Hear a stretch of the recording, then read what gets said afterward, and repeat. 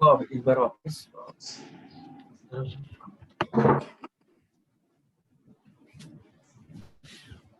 Okay sir, start करें।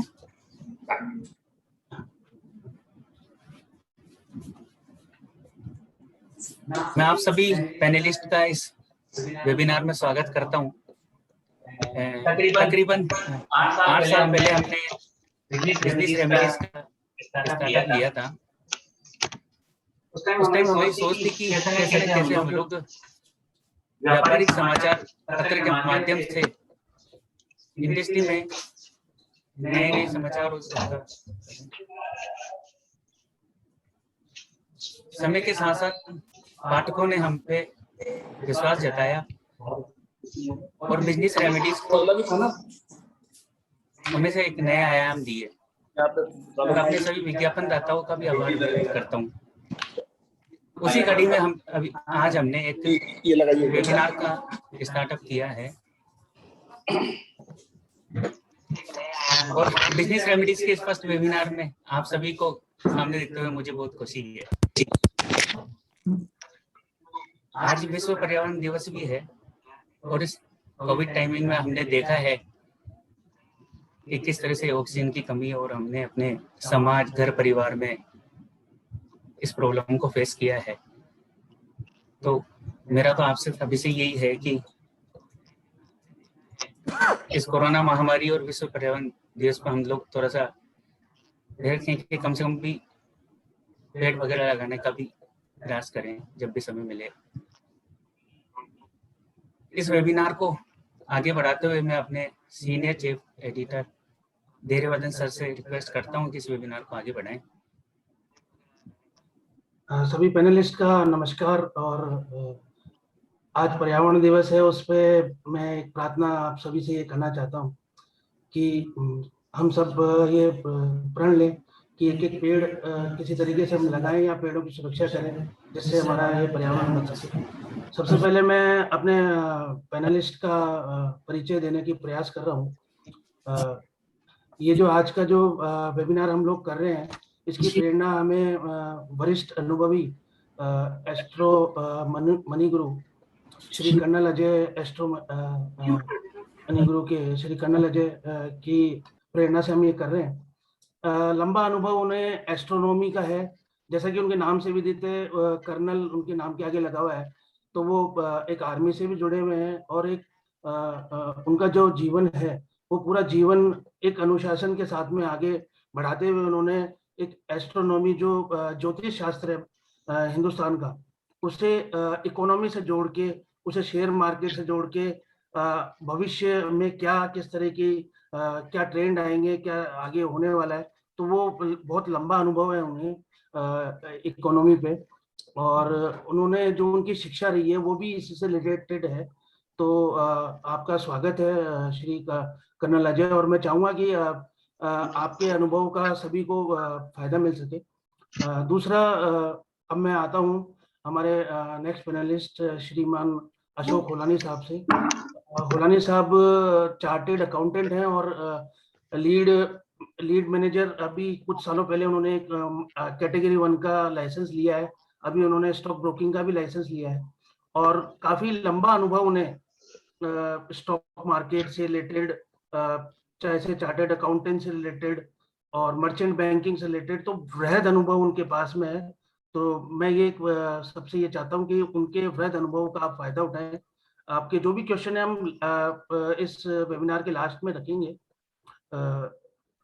दूसरा, मैं फिर नेक्स्ट पैनलिस्ट के पास आता हूँ। हमारे एमसीएक्स से हैं सीनियर मैनेजर, एमसीएक्स से श्री निमिष त्रिवेदी साहब। आज कमोडिटी के अंदर 90% कहीं वॉल्यूम हो रहा है तो वो एमसीएक्स में हो रहा है और बहुत अच्छा एक एक्सचेंज है जहाँ पे लोग अपनी रिस्क को, जोखिम को हेज कर सकते हैं, ट्रेड कर सकते हैं।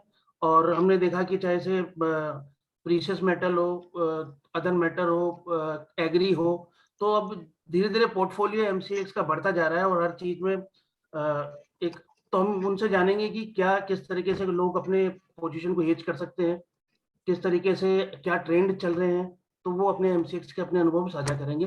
फिर मैं आता हूँ सौरभ राठी साहब के पास में। जो कि एग्जीक्यूटिव डायरेक्टर हैं, और उनका अनुभव शेयर मार्केट में बहुत लंबा है, बहुत पुराना वृहद अनुभव है। उन्होंने पेशेंसली किस तरीके से स्टॉक मार्केट में पैसा बनाया जाता है, जोधपुर आधारित ये कंपनी है, और आज पूरे हिंदुस्तान के अंदर उनका अलग अलग जगह पे उनकी फ्रेंचाइजी है। और एक स्टॉक ब्रोकिंग में साफ सुथरा अगर कोई नाम है तो वो सौरभ राठी सिक्योरिटीज का है। तो उनके अनुभव का भी सभी को, पार्टिसिपेंट्स को फायदा मिलेगा। उनसे हम निवेशकों को क्या करना चाहिए वो हम आगे बात करेंगे। अब नेक्स्ट पैनलिस्ट की तरफ मैं जाता हूँ। अंशु गोयल साहब हैं, और जैसे कि आज स्टार्टअप एक ऐसा शब्द है कि बहुत तेजी से पॉपुलर होने वाला शब्द है, जिसमें नए उद्योगपति किस तरीके से स्टार्टअप कर रहे हैं।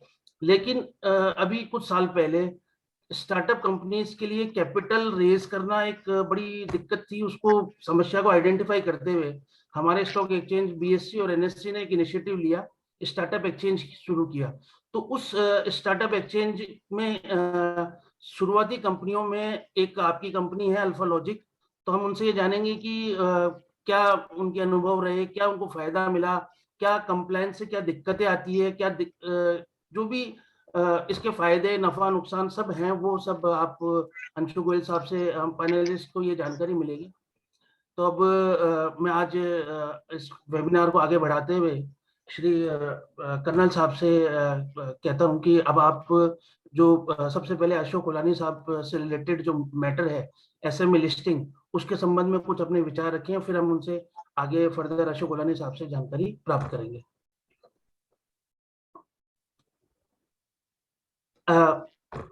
इस संबंध में ये और एक इम्पोर्टेंट बात मैं ये कहना चाहता हूँ कि जो भी फर्स्ट 10 पार्टिसिपेंट हैं जो अपना क्वेश्चन भेजेंगे, उनको हम लोगों ने एक उनके लिए पेपर का 1 साल का ई सब्सक्रिप्शन हमने इसमें रखा है। तो आप सबसे पहले ये है कि आप अपने क्वेश्चन उसमें आप भेजें। उसमें आप अपने कंपनी का नाम, अपना स्थान, अपना मोबाइल, और वो आपको डिटेल अभी हम इसमें पार्टिसिपेट करेंगे। Thank you. Shri Ajay sir.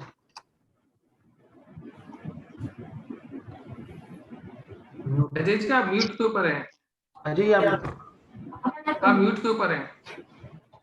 Mute कर रखा है। हाँ, can you hear me now? Yes बिल्कुल। हाँ, नमस्कार। मैं कर्नल अजय, सीईओ ajay@astromoneyGuru.com आपसे मुखातिब होता हूँ। सबसे पहले मैं पुनीत जी का, जो कि डायरेक्टर हैं बिजनेस रेमेडीज के, और हमारे दोस्त श्री धैर्यवर्धन जी जो सीनियर एडिटर हैं बिजनेस रेमेडीज का, मैं उनका शुक्रिया अदा करता हूं कि उन्होंने इस पहल को माना और इस पहल को हम आगे बढ़ाया। और हमारे सीनियर पैनलिस्ट जो हैं अशोक होलानी साहब, होलानी कंसल्टेंट प्राइवेट लिमिटेड, निमेश जी, MCX अंशु गोयल जी, और श्री सौरभ राठी जी, ये वो लोग हैं जिन्हें जो लोग परिचय के मोहताज नहीं हैं। मैं आप सभी का अभिनंदन करता हूं, स्वागत करता हूं। दोस्तों, बहुत महत्वपूर्ण होता है कि पैसा बनाना, जो कि बहुत आसान भी है और बहुत मुश्किल भी है। आसान उन लोगों के लिए है जो सिस्टम को पहचानते हैं, जो सिस्टम की बारीकियों को जानते हैं, और मुश्किल उन लोगों को है जो इनसे अनजान होते हैं। फर्क सिर्फ इतना सा है कि आप सिस्टम को पहचान लें, तरीके को पहचान लें, निश्चित सफलता आपके कदम चूमेगी। बहुत अहम होता है कि जैसे सबसे पहले मैं अशोक होलानी जी से मैं मुखातिब होता हूं, तो हमारे मेहमान वक्ता भी हैं, कि जो लीड कंसल्टेंसी होती है आईपीओज की, क्योंकि आज कोविड-19 में तकरीबन जितने भी आईपीओज आए, इनिशियल पब्लिक ऑफरिंग, उसमें अधिकतर आईपीओज ने निवेशकों को पैसा कमा के दिया। अब बहुत अहम सवाल होता है कि क्या हर आईपीओ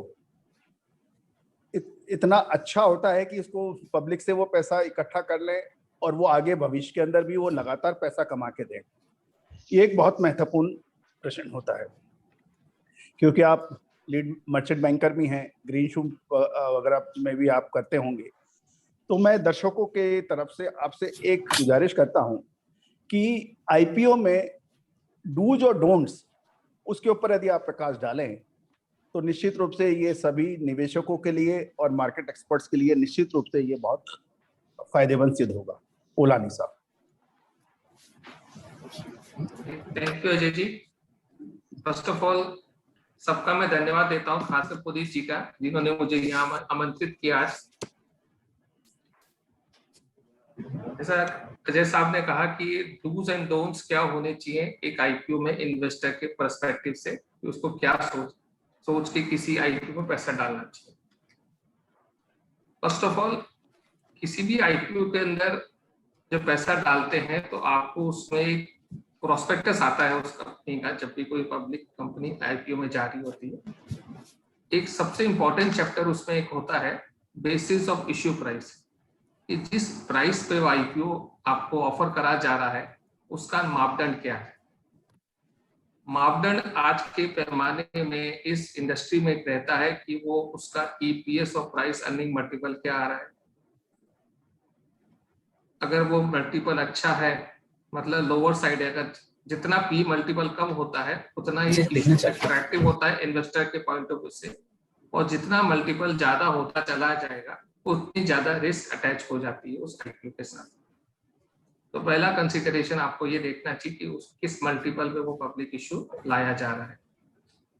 दूसरी बात दूसरी आपको जब गौर करनी चाहिए किसी आईपीओ में इन्वेस्ट करते समय, उसका एग्जिस्टिंग कैपिटल स्ट्रक्चर रेशियो क्या है। जनरली आईपीओ कई बार कंपनी की स्ट्रेंथ पे चलते हैं, कई बार किसी इन्वेस्टर की प्रेजेंस से भी आईपीओ में की भाव में तेजी आ जाती है। कोई पहले से जुड़ा हुआ है उस कंपनी के साथ, तो उस फंड हाउस को या उस नाम के पीछे लोग लगाते हैं और साइमल्टेनियसली उसकी प्राइस भी बहुत इंक्रीज हो जाती है।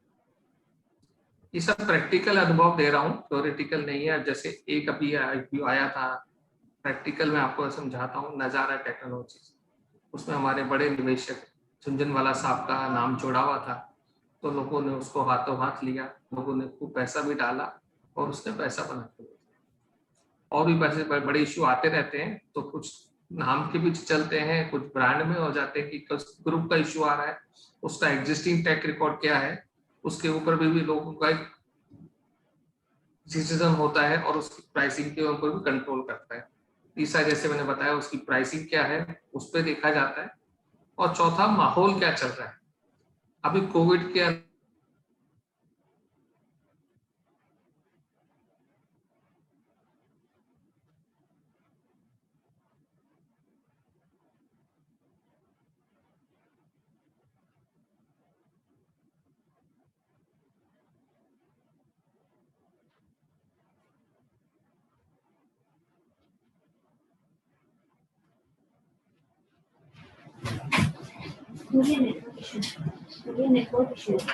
थोड़ा नेटवर्क इशू है, अभी हम वापस नहीं हो गया।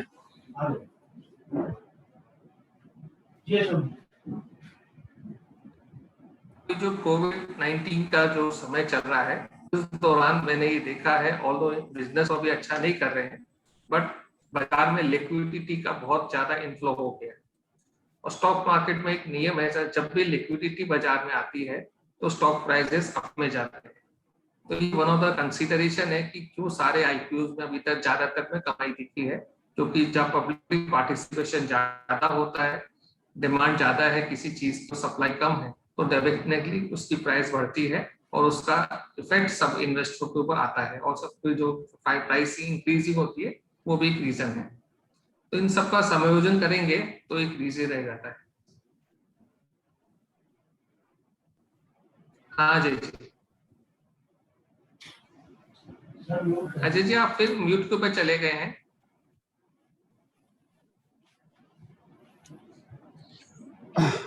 ओलानी जी, बहुत जबरदस्त आपने किया है, लेकिन एक और इसमें मैं आपसे गुजारिश करना चाहता हूं कि ईपीएस बहुत बढ़िया है शानदार तरीके से, या कि जो उस ऐसे कौन से फैक्टर हैं जिसे एक छोटा निवेशक आईपीओ के अंदर पहचाने, 1 या 2 पॉइंट ऐसा कि ये पैसा आगे हमें 10 साल 5 साल तक लगातार बना के देगा, या आईपीओ लिस्टिंग हो रहा है और तुरंत उसका पैसा वसूल करना चाहिए या लंबे समय तक रखना चाहिए, उस पर भी यदि आप थोड़ा सा बोलें तो मैं समझता हूँ हमारे दर्शकों के लिए निश्चित रूप से एक ये बहुत एजुकेटिव सेशन रहेगा। ओलानी साहब। देखिए, sector specific person to person depend करता है। कुछ सेक्टर्स मुझे बहुत अच्छे लगते हैं जिनका मेरा आकलन है कि फ्यूचर के अंदर वो सेक्टर बहुत चलने वाले हैं। अगर कंपनी उस सेक्टर स्पेसिफिक हो जाती है, पूरा सेक्टर चलता है, तो उसमें जो कंपनियां शामिल हैं वो अपने आप ग्रो करती हैं। जैसे अभी जो ज्यादा सेक्टर चल रहे हैं वो फाइनेंशियल टेक्नोलॉजी, फिनटेक चल रहा है, टेक्नोलॉजी कंपनियां चल रही हैं, या अभी फार्मा चलता है, और अभी कुछ बीच बीच में कभी स्टील का भी चलने आ जाता है। तो ये अलग अलग सेक्टर्स हैं, वो उसके पर्टिकुलर टाइम फ्रेम के हिसाब से बदल जाते हैं सर। तो ये specific sector as on date नहीं है कि इसी को अपन करेंगे, it's upon change in time, अपनी स्टडी के हिसाब से वो बदलते रहते हैं। सेक्टर स्पेसिफिक ये मैं कह सकता हूँ सर। बहुत बहुत शुक्रिया, thank you sir, thank you very much. Thank you.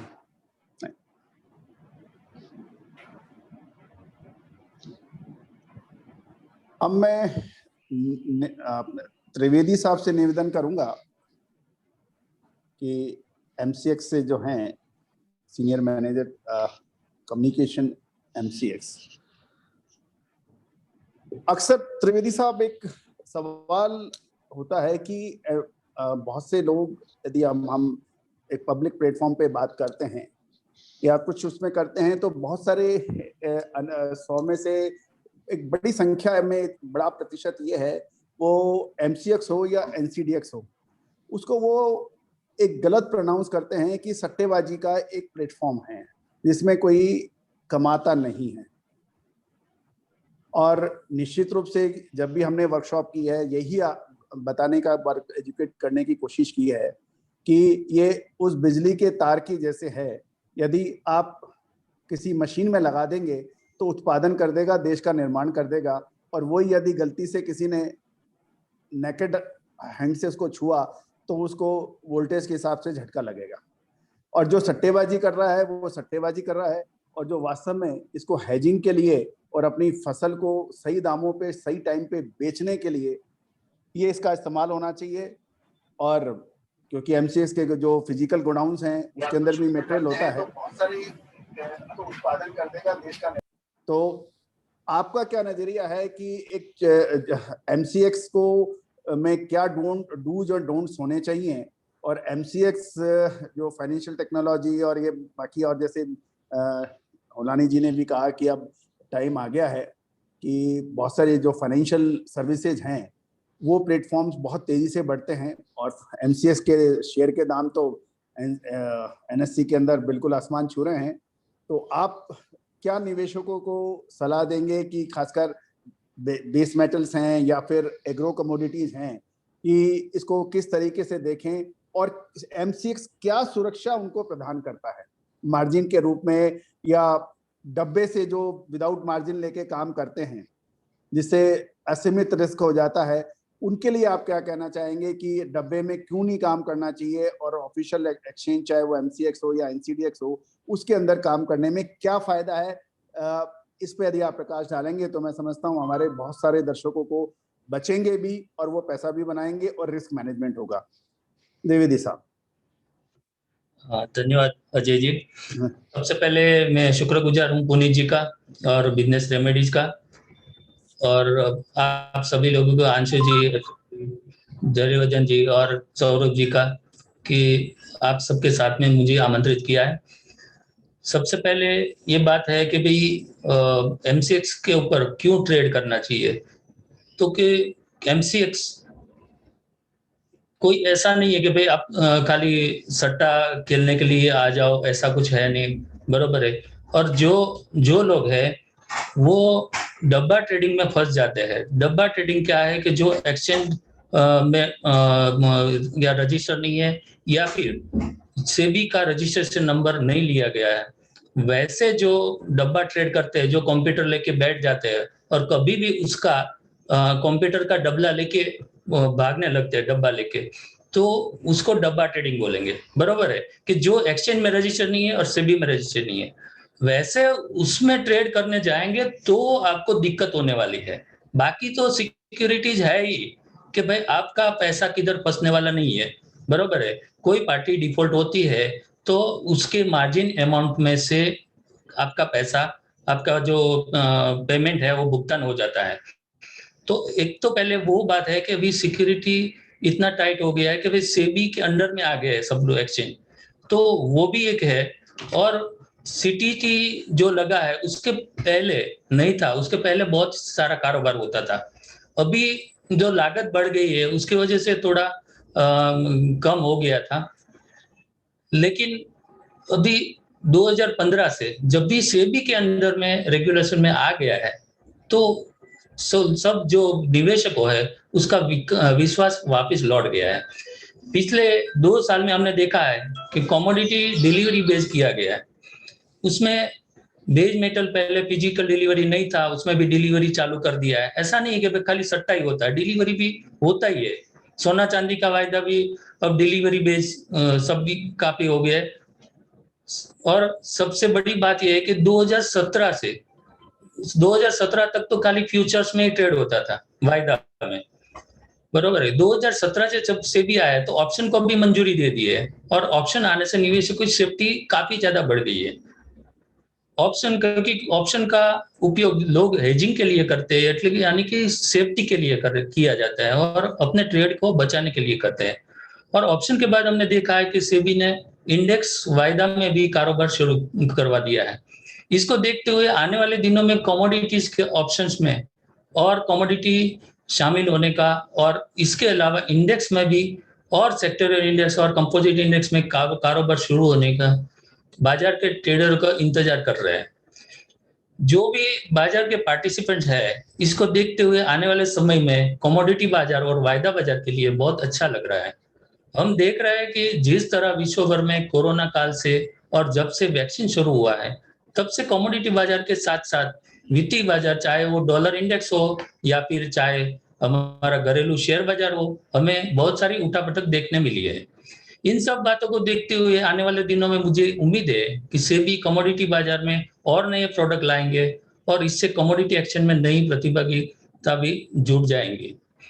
अभी अभी मैंने ट्विटर में एक रिपोर्ट पढ़ा था, उसमें एक लेखक ने लिखा था कि जिस तरह लॉकडाउन में शेयर बाजार में शेयर का कारोबार बढ़ा है, उसी तरह लोगों ने कमोडिटी बाजार में भी काफी सहभागिता दिखाई है और कमोडिटी बाजार का कारोबार का एक्सचेंज पर काफी बढ़ा है। 2003 में जब कमोडिटी वायदा बाजार शुरू हुआ था तब काफी लोगों को कमोडिटी का क भी मालूम नहीं था, और अब हम 7वें स्थान पर पहुंच गए और आने वाले दिनों में हो सकता है हम विश्व में 3 बड़े एक्सचेंजों में भी हमारा नाम आ सकता है। तो इसमें इसके अलावा सेबी द्वारा सोने के हाजिर बाजार को लाने की भी हिलचल शुरू हुई है।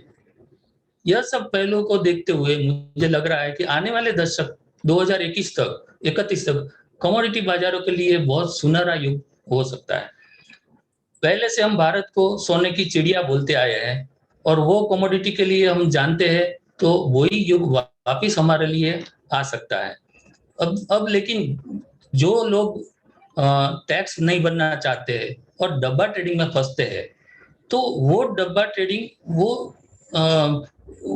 उनकी गलती है कि भाई जो डब्बा ट्रेडिंग में जाते हैं, जो रजिस्टर नहीं है उनके पास जाते हैं, क्योंकि वो कुछ रजिस्टर ही नहीं। आप डब्बा ट्रेडर के पास जाओगे और वो आपका ट्रेड आपका पैसा लेके ट्रेड करता है तो उसके कंप्यूटर तक ही रहता है, नई एक्सचेंज को मिलता है, नई सेबी को मिलता है। तो ये गलती निवेशक कर रहे हैं। हम लोग जागरूकता फैलाने के लिए बहुत सारे सेमिनार्स कर रहे हैं, बहुत सारे वेबिनार्स भी कर रहे हैं और बहुत सारे ऐसे पैम्फलेट निकालते हैं, वेबसाइट के ऊपर भी जागरूकता फैलाता है, सब कुछ करते हैं। लेकिन बहुत सारे ऐसा है कि भाई हम लोग टैक्स क्यों भरे सरकार को, तो उसके लिए वो लोग डब्बा ट्रेडिंग में जाते हैं और फंस जाते हैं। मेरे हिसाब से डब्बा ट्रेडिंग में जाओगे, आप थोड़ा बहुत कमा लोगे, लेकिन कभी ऐसा फंस जाओगे कि आप रोड पे आ जाओगे। बरोबर है।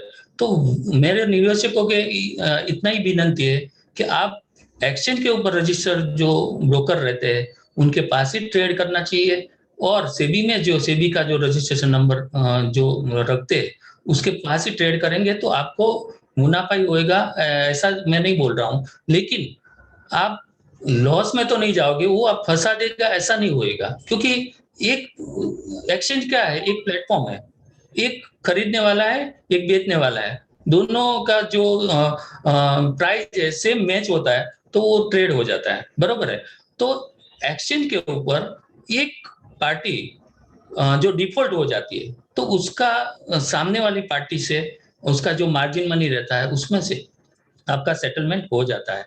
और अभी दूसरी बात यह है कि आपको कैश में भी आपको जो है लेन देन नहीं करनी चाहिए, बरोबर है। ऑनलाइन ट्रांजैक्शन या फिर चेक के थ्रू ही आप ट्रेड करना चाहिए। और कभी जो ब्रोकर है उसको आप ऐसा ब्लैंक स्लिप देके आप ट्रेड करने के लिए बोल देते हैं, वो भी एक गलत बात है कि आपको ये सब करोगे, आप गलत मोबाइल नंबर दे दिया या गलत ईमेल एड्रेस दे दिया तो आप फंसने के लिए चांसेस ज्यादा है। क्योंकि अभी जो ट्रेड आप कर रहे हैं उसका अलर्ट आपको मैसेज थ्रू या ईमेल थ्रू सबके जगह पे आपको मिलता है, तो वो आपको नहीं मिलेगा और कभी आपको फंसने का फंस जाते हैं।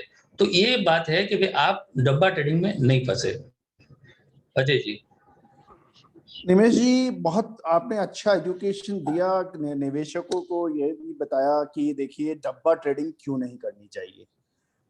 डब्बा ट्रेडिंग के अंदर आपके फंसने के चांसेस, आप डब्बा नॉर्मली जो निवेशक है या ट्रेडर है वो डब्बा ट्रेडिंग ज्यादातर इसलिए करता है कि उसको मार्जिन या तो कम देना पड़ता है या नहीं देना पड़ता है।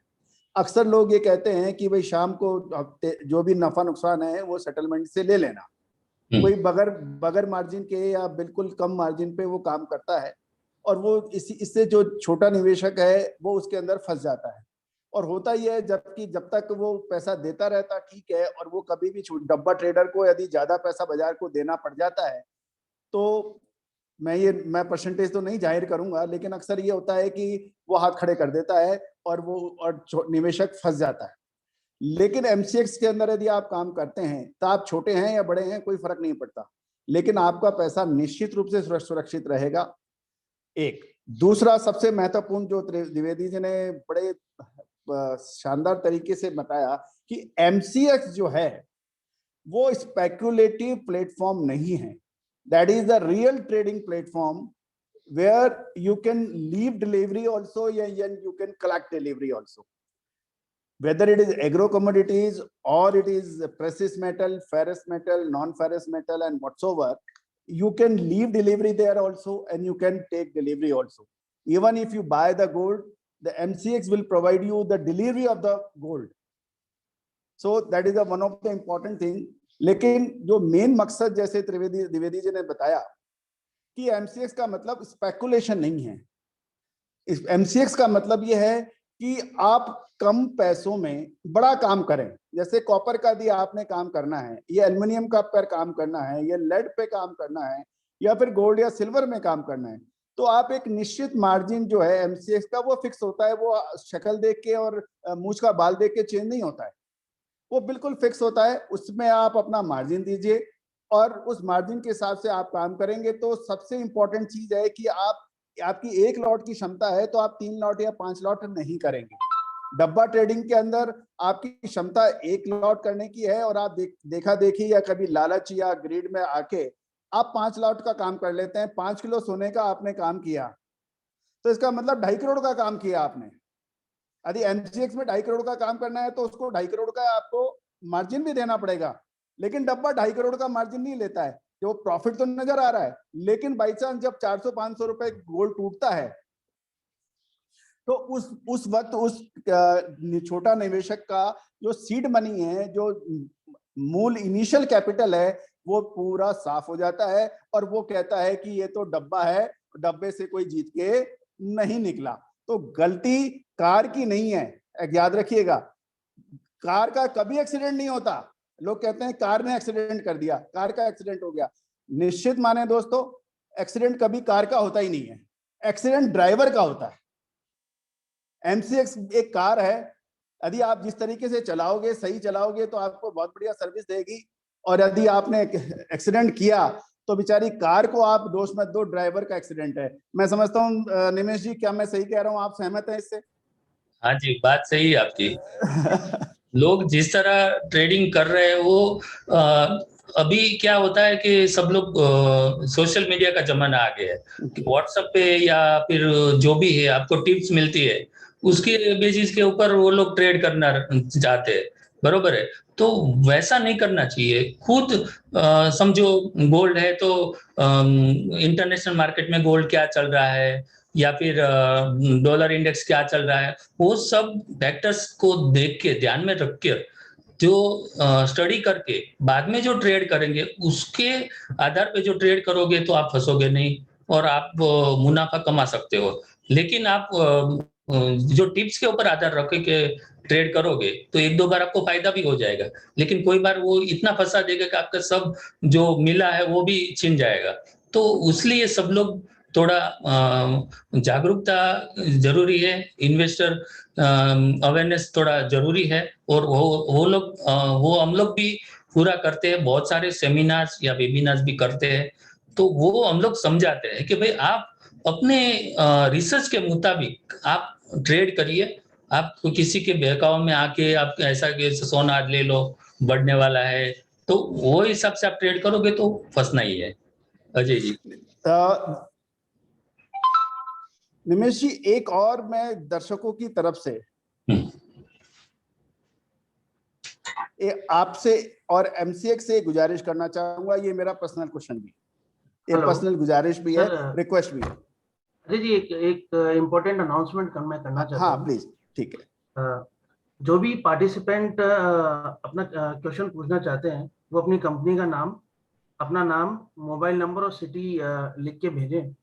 और आप जो पहले 10 पार्टिसिपेंट हैं उनके लिए हमने बिजनेस रेमेडीज ई पेपर का सब्सक्रिप्शन यहाँ पे फ्री उनको देने का निर्णय किया है। दूसरा बात कमोडिटी की आ रही है, तो मेरे भी पास एक थोड़ा सा बात करने के लिए था कि जिस तरीके से हमने कई बार मेरी बातचीत होती है, कई स्टॉक ब्रोकर से बातचीत होती है, तो एमसीएक्स के जो कंप्लायंस है वो बहुत ज़्यादा बढ़ गए हैं, और जिस वजह से काफ़ी स्टॉक ब्रोकर्स को भी काफ़ी दिक्कत आती है। तो ये आज निमेश जी आप यहाँ पे हैं, तो एक ये बात मैं आपके साथ सामने रख रहा हूँ। दूसरा, एक स्टॉक ब्रोकर से मुझे ये भी जानकारी मिली है कि जो पहले जो बेस मेटल में छोटे छोटे लॉट थे वो अभी हटा दिए हैं। तो कई बार जो छोटे लॉट हैं वो हटाने से स्टॉक ब्रोकर्स को, जो इन्वेस्टर हैं, वो अगर कोई पोजीशन अपनी कैरी करके आता है तो उनके भी दिक्कत आती है। जिस तरीके से अभी क्रूड ऑयल काफी नीचे चले गया, फिर उसके बाद में बदला बहुत आ गया, तो ये भी 2-3 तरह की प्रॉब्लम है, वो आप एड्रेस करें निमेश जी, ये मैं चाहता हूँ। ओके, आपकी बात सही है कि थोड़े सेबी ने जो पीक मार्जिन्स का भी लगाया है, तो वो सब के हिसाब से थोड़ा आपको डिपॉजिट ज्यादा भरना पड़ रहा है, लेकिन वो सबकी सेफ्टी के लिए वो किया गया है। तो उसके बारे में हम लोग कुछ नहीं बोल सकते कि भाई सेबी जो कर रही है वो इन्वेस्टर की भलाई के लिए करती होगी, बरोबर है। तो वो हिसाब से आप बोल रहे हैं कि भाई मेटल्स में छोटे जो कॉन्ट्रैक्ट है वो हटा दिए गए, लेकिन बहुत सारे दूसरे प्रोडक्ट भी लाए हैं उसके साथ में कि भाई मेटल्स में ये जो इंडेक्स है मेटल डेक्स, वो उसमें आप 5 मेटल्स का जो ट्रेडिंग है वो एक साथ में वो इंडेक्स में आ जाता है। तो वो हिसाब से दूसरा ऑप्शन भी है कि आप कम मार्जिन आपको देना है तो आप ऑप्शन भी चूज कर सकते हो। ऑप्शन में कैसा है कि प्रीमियम के ऊपर कारोबार होता है, आपको पता तो है। एग्जांपल के तौर पे मैं बोलूं कि गोल्ड का कॉल ऑप्शन या पुट ऑप्शन लेता हूं तो 500 रुपया प्रति 10 ग्राम का प्रीमियम है, तो मेरा टर्नओवर 500 इंटू 100 या 100 में इसलिए गिनता हूं कि 100 का लॉट साइज है, यानी कि 50,000 का टर्नओवर गिना जाएगा, तो उसके ऊपर मेरा खर्च लगेगा 50,000 रुपया। उसकी तुलना में जो वायदा में है, आपको आप बोल रहे हैं कि बड़े जो कॉन्ट्रैक्ट है उसमें ज्यादा आपको इन्वेस्ट करना पड़ता है या मार्जिन ज्यादा बना, तो वायदा बाजार में 1 किलो गोल्ड खरीदने जाते हैं तो 50,000 इंटू 100 के 100 ग्राम का 50,000 का भाव गिनते हैं और 100 का लॉट गिनते हैं तो 50 लाख का कारोबार करना पड़ता है। तो 50 लाख के ऊपर जो सीटीटी और एक्सचेंज का चार्ज है वो करीब करीब 1200 या 1500 रुपया कॉस्टिंग लग जाती है। उसके सामने जो खर्च है, ऑप्शन में आप ट्रेड करोगे तो वो 100 रुपया में पड़ सकता है, क्योंकि हम 100 रुपया, क्योंकि अभी ऑप्शन में जो है प्रीमियम के ऊपर आपको वो पड़ता है खर्च। दूसरा, अभी ऑप्शन नए है, इसके लिए सहभागी इतने सबको पता नहीं है कि भाई इसमें भी हम लोग ट्रेड कर सकते हैं कम मार्जिन में।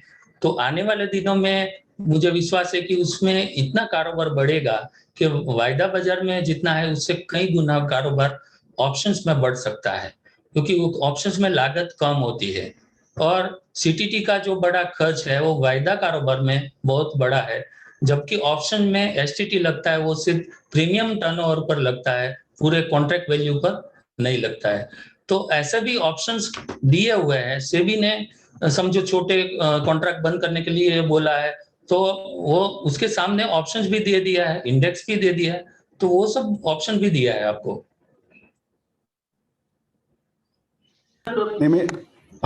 मेरा कन्नड़ साहब और धैर्यवर्धन जी से रिक्वेस्ट है, एक्चुअली वेबिनार के टाइम लिमिट को ध्यान रखिएगा जी। लास्ट में क्वेश्चन आंसर सेशन भी लेना है। जी जी प्लीज। जी जी। अब मैं अंशु जी गोयल साहब को, managing director alpha logic Texas limited से निवेदन करता हूं कि आज का सबसे महत्वपूर्ण सेशन आपका होने वाला है गोयल साहब, अंशु जी, कि जो स्टार्टअप एक्सचेंज है। देखिए, जहां तक स्टार्टअप के सवाल है कि हर नौजवान हो या चाहे उम्र से नौजवान हो या अपनी एनर्जी से नौजवान हो, बहुत कुछ करना चाहता है। मैंने 50 से 70 साल के नौजवान भी देखे हैं, तो वो भी मैं उनको भी मैं नौजवान ही कहता हूं, क्योंकि उनकी एनर्जी 70 साल की नहीं होके 25 साल की है। तो स्टार्टअप बहुत शानदार बेहतरीन आइडिया भी होते हैं, लेकिन जो 99% जो स्टार्टअप फेल होते हैं वो पैसे की कमी से होते हैं। नॉलेज बहुत है, जिसे हम एस्ट्रोलॉजी के अंदर एक वर्ड कहते हैं कि कर्म और भाग्य। कर्म तो बहुत है, लेकिन भाग्य, पैसा उसके पास स्टार्टअप को आखिरी मंजिल तक पहुंचाने के लिए रह नहीं पाता और वो धीरे धीरे आउट हो जाता है। और मैंने बहुत से IITians देखे, बहुत से IIM के बहुत होनहार बच्चे देखे कि बहुत शानदार आइडिया होता है, लेकिन उनके पास पैसा नहीं होता, वो बिल्कुल इधर उधर परेशान होते रहते हैं।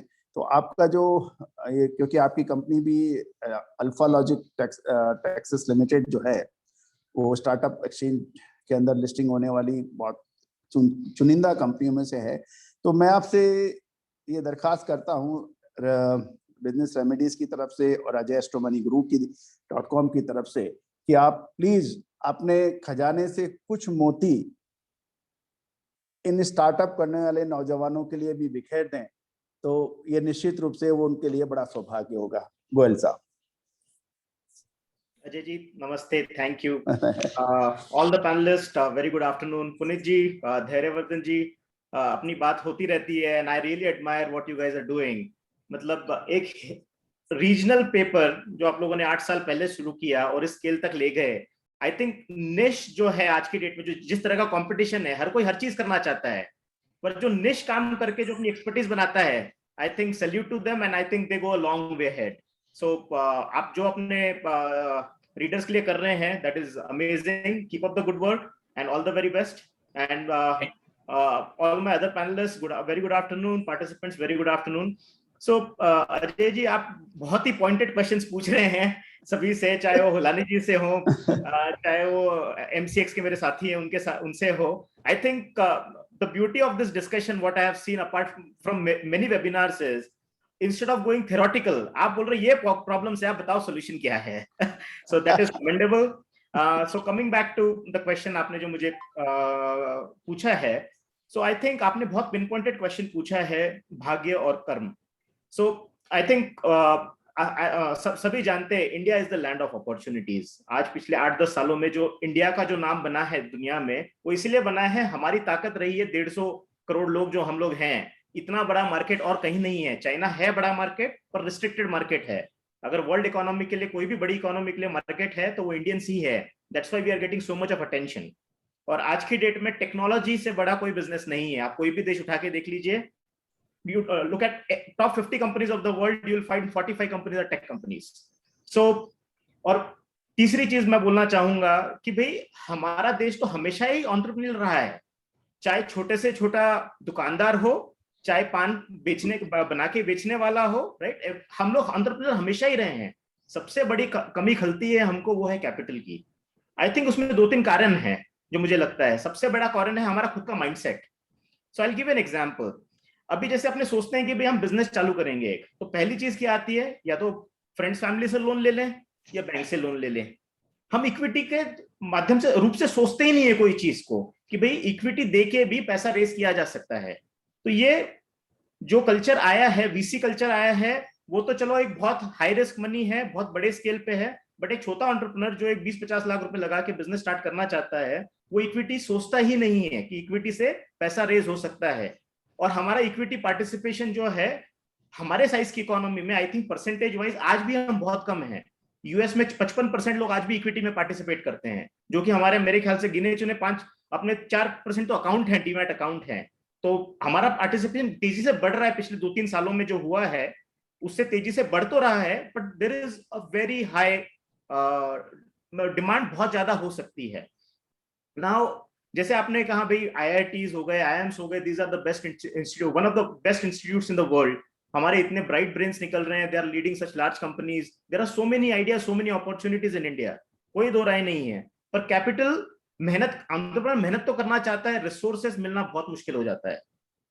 तो आई थिंक एक सोल्यूशन तो ये है कि भाई या तो गवर्नमेंट्स एंकरेज करें, या जैसे एंजल ग्रुप्स हो गए, जैसे बॉम्बे एंजल्स हो गया, मुंबई एंजल्स हो गया, इंडिया एंजल्स हो गया, इस तरह के नेटवर्क्स एंटरप्रेन्योर्स को आगे बढ़ाएं। और एंटरप्रेन्योर्स जो एक लेवल पे पहुंच जाते हैं where they can reach out to public for raising funds for their further growth. I think startup platform जैसा प्लेटफॉर्म या एसएमई प्लेटफॉर्म जैसा प्लेटफॉर्म बहुत ही बेहतरीन प्लेटफॉर्म है, जहां पे वो पब्लिक के पास जा सकते हैं। पब्लिक उनके बिजनेस को देख के, उनके वैल्यू को देख के they can participate and they can give them the growth capital they need to go to the next level. ऐसे डेफिनेटली रिस्क है भाई, जब छोटी कंपनियों में आप पैसा लगाते हो, कोई दो राय नहीं है, रिस्क है। क्योंकि जो सक्सेसफुल है उसको तो सबको, हर कोई लेना चाहता है, पर आपको सक्सेसफुल बनाने के लिए कहीं तो भी पैसा लगाना भी पड़ेगा, लोगों को ही बढ़ाना पड़ेगा। हमको जो सक्षम है, हमारे देश में जो सक्षम है, उन लोगों को जैसे तैसे मिलके यंग एंटरप्रेन्योर्स को बढ़ाना पड़ेगा, तब जाके हमारे यहाँ गूगल जैसी, माइक्रोसॉफ्ट जैसी, फेसबुक जैसी कंपनियां बनेंगी। हमारे यहाँ क्यों नहीं बन पाती? वहां पे लोग पैसा, यूएस में पैसा लगाने को तैयार हैं, वो बोलते हैं भाई पैसा डूबेगा कोई बात नहीं, कोई और कंपनी मेरे को 50x बना के दे देगी। हमारा माइंडसेट ये है भाई 20% बन जाए बहुत है। आई थिंक सौरभ जी मेरे से एग्री करेंगे कि भाई ये स्टैंडर्ड अगर रिटर्न बन जाए तो बहुत अच्छा रिटर्न है। बट आई थिंक जो हमारे देश के सक्षम लोग हैं, जिन्होंने अच्छा पैसा बनाया है, they have to increase their risk taking capabilities and I think promote entrepreneurs who are honest. और ऑनेस्ट एंटरप्रेन्योर्स और अच्छे आइडियाज को प्रमोट करेंगे, देश भी आगे बढ़ेगा और उनके लिए पैसा भी बना के देगा। अंशु जी, मिनिमम एक स्टार्टअप जो सबसे छोटी कैपिटल से स्टार्टअप एक्सचेंज के अंदर लिस्ट हो सकता है, वो क्या होने चाहिए?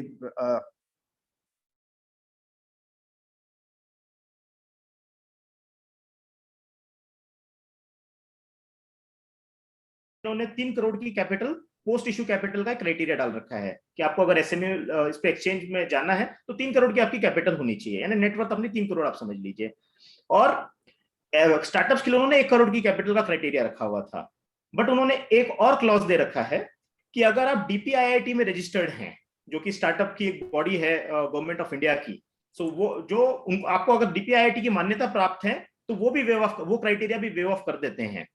बट आई स्टिल फील एक लेवल के बाद जाने के बाद ही आपको एक्सचेंजेस पे जाना चाहिए, क्योंकि क्या होता है, इन्वेस्टर्स फिर भी आपको जज करें, और उनका राइट है।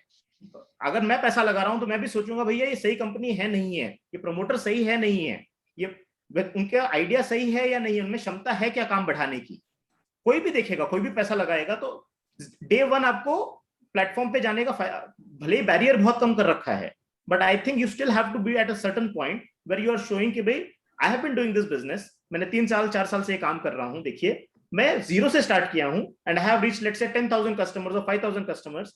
ये मेरा पोटेंशियल अभी मैंने 5% अचीव किया है, और ये मेरा पोटेंशियल इतना बढ़ सकता है, मुझे नेक्स्ट लेवल के लिए कैपिटल चाहिए, नाउ टॉक टू इन्वेस्टर्स। तब जाके बहुत लोग आएंगे आपको पैसा देने के लिए। अंशु जी, एक सवाल बहुत बार बार मेरे जहन में भी है और एक दर्शक भी पूछ रहे हैं कि उन्होंने कहा है कि अंशु जी को जाने मत देना, रोक के रखना। I appreciate, thank you for saying that. Whatever questions, I am available all along. Sir एक क्वेश्चन मेरा भी है। हाँ, हरिवर्धन जी के बहुत डिफिकल्ट होते हैं। सर जिस तरीके से हमें ये पता है कि जो इसका क्राइटेरिया है वो टेक्नोलॉजी से रिलेटेड होता है, कि टेक्नोलॉजी से जुड़ी हुई कंपनियां आज हर क्षेत्र में स्टार्टअप हैं, लेकिन एक ये बताया जाता है कि साइंस और टेक्नोलॉजी में जो जुड़ी हुई कंपनियां हैं उन लोगों को इसमें जाने का मौका मिलता है। दूसरे इस बारे में आप थोड़ा सा खुलासा कीजिए। और दूसरा मैं जानना चाहता हूँ कि छोटी कंपनियों के लिए हमेशा वो डर, उनको ये लगता है कि कंप्लायंस हमारा बढ़ जाएगा, तो आप लिस्टेड पहले से क्या कंप्लायंस था और कंप्लायंस अब क्या कंप्लायंस है, इस बारे में थोड़ा प्रकाश डालिए सर। श्योर। सो एक तो जैसे आपने सही कहा, स्टार्टअप एक्सचेंज जो बनाया गया था वो आईटी और बायोटेक कंपनीज के लिए बनाया गया था। It's a very specific segment, जिन्होंने, क्योंकि आईटी कंपनीज हो गई, अगर कोई दर्शक यहाँ पे हो जो आईटी से जुड़े हुए हैं वो समझ पाएंगे, IT is asset light business model. यहाँ पे कोई फैक्ट्री नहीं लगती, यहाँ पे आपकी बैलेंस शीट बहुत बड़ी नहीं होती है, इसलिए उन्होंने कैपिटल का क्राइटेरिया कम किया है। और टेक्नोलॉजी में सबसे अच्छी चीज टेक्नोलॉजी बिजनेसेस की क्या है कि the amount of growth potential they have. Saurabh ji मेरे बात से सहमत होंगे शायद कि भाई जैसे आप लोग ट्रेडिशनल बिजनेसेस करते हैं, आप जैसे सिक्योरिटीज मार्केट में इतने सालों से पुनीत जी ने जैसे बताया, आप देखेंगे नई न्यू एज टेक्नोलॉजी आने की वजह से आप लाखों करोड़ों लोगों तक पहुंच पा रहे हैं। Even in the stock market, पहले जो स्टॉक मार्केट में पार्टिसिपेंट्स थे छोटे क्यों थे, क्योंकि टेक्नोलॉजी नहीं थी, क्लोज ग्रुप था। अभी टेक्नोलॉजी के माध्यम से आप कितना भी बढ़ा सकते हैं। अगर आज आपके पास 10 लाख कस्टमर है, आपको उसको 1 करोड़ करना है तो cost is not very high.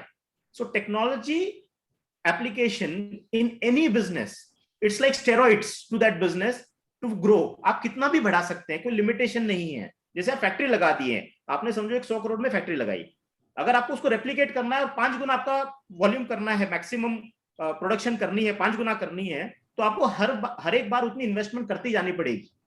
But with technology आप उसको मल्टीप्लाई करने के लिए the cost is not in x, it is may be 10% of that, कि आपकी सर्वर हो गई, आपकी मार्केटिंग हो गई, आपकी रीच हो गई।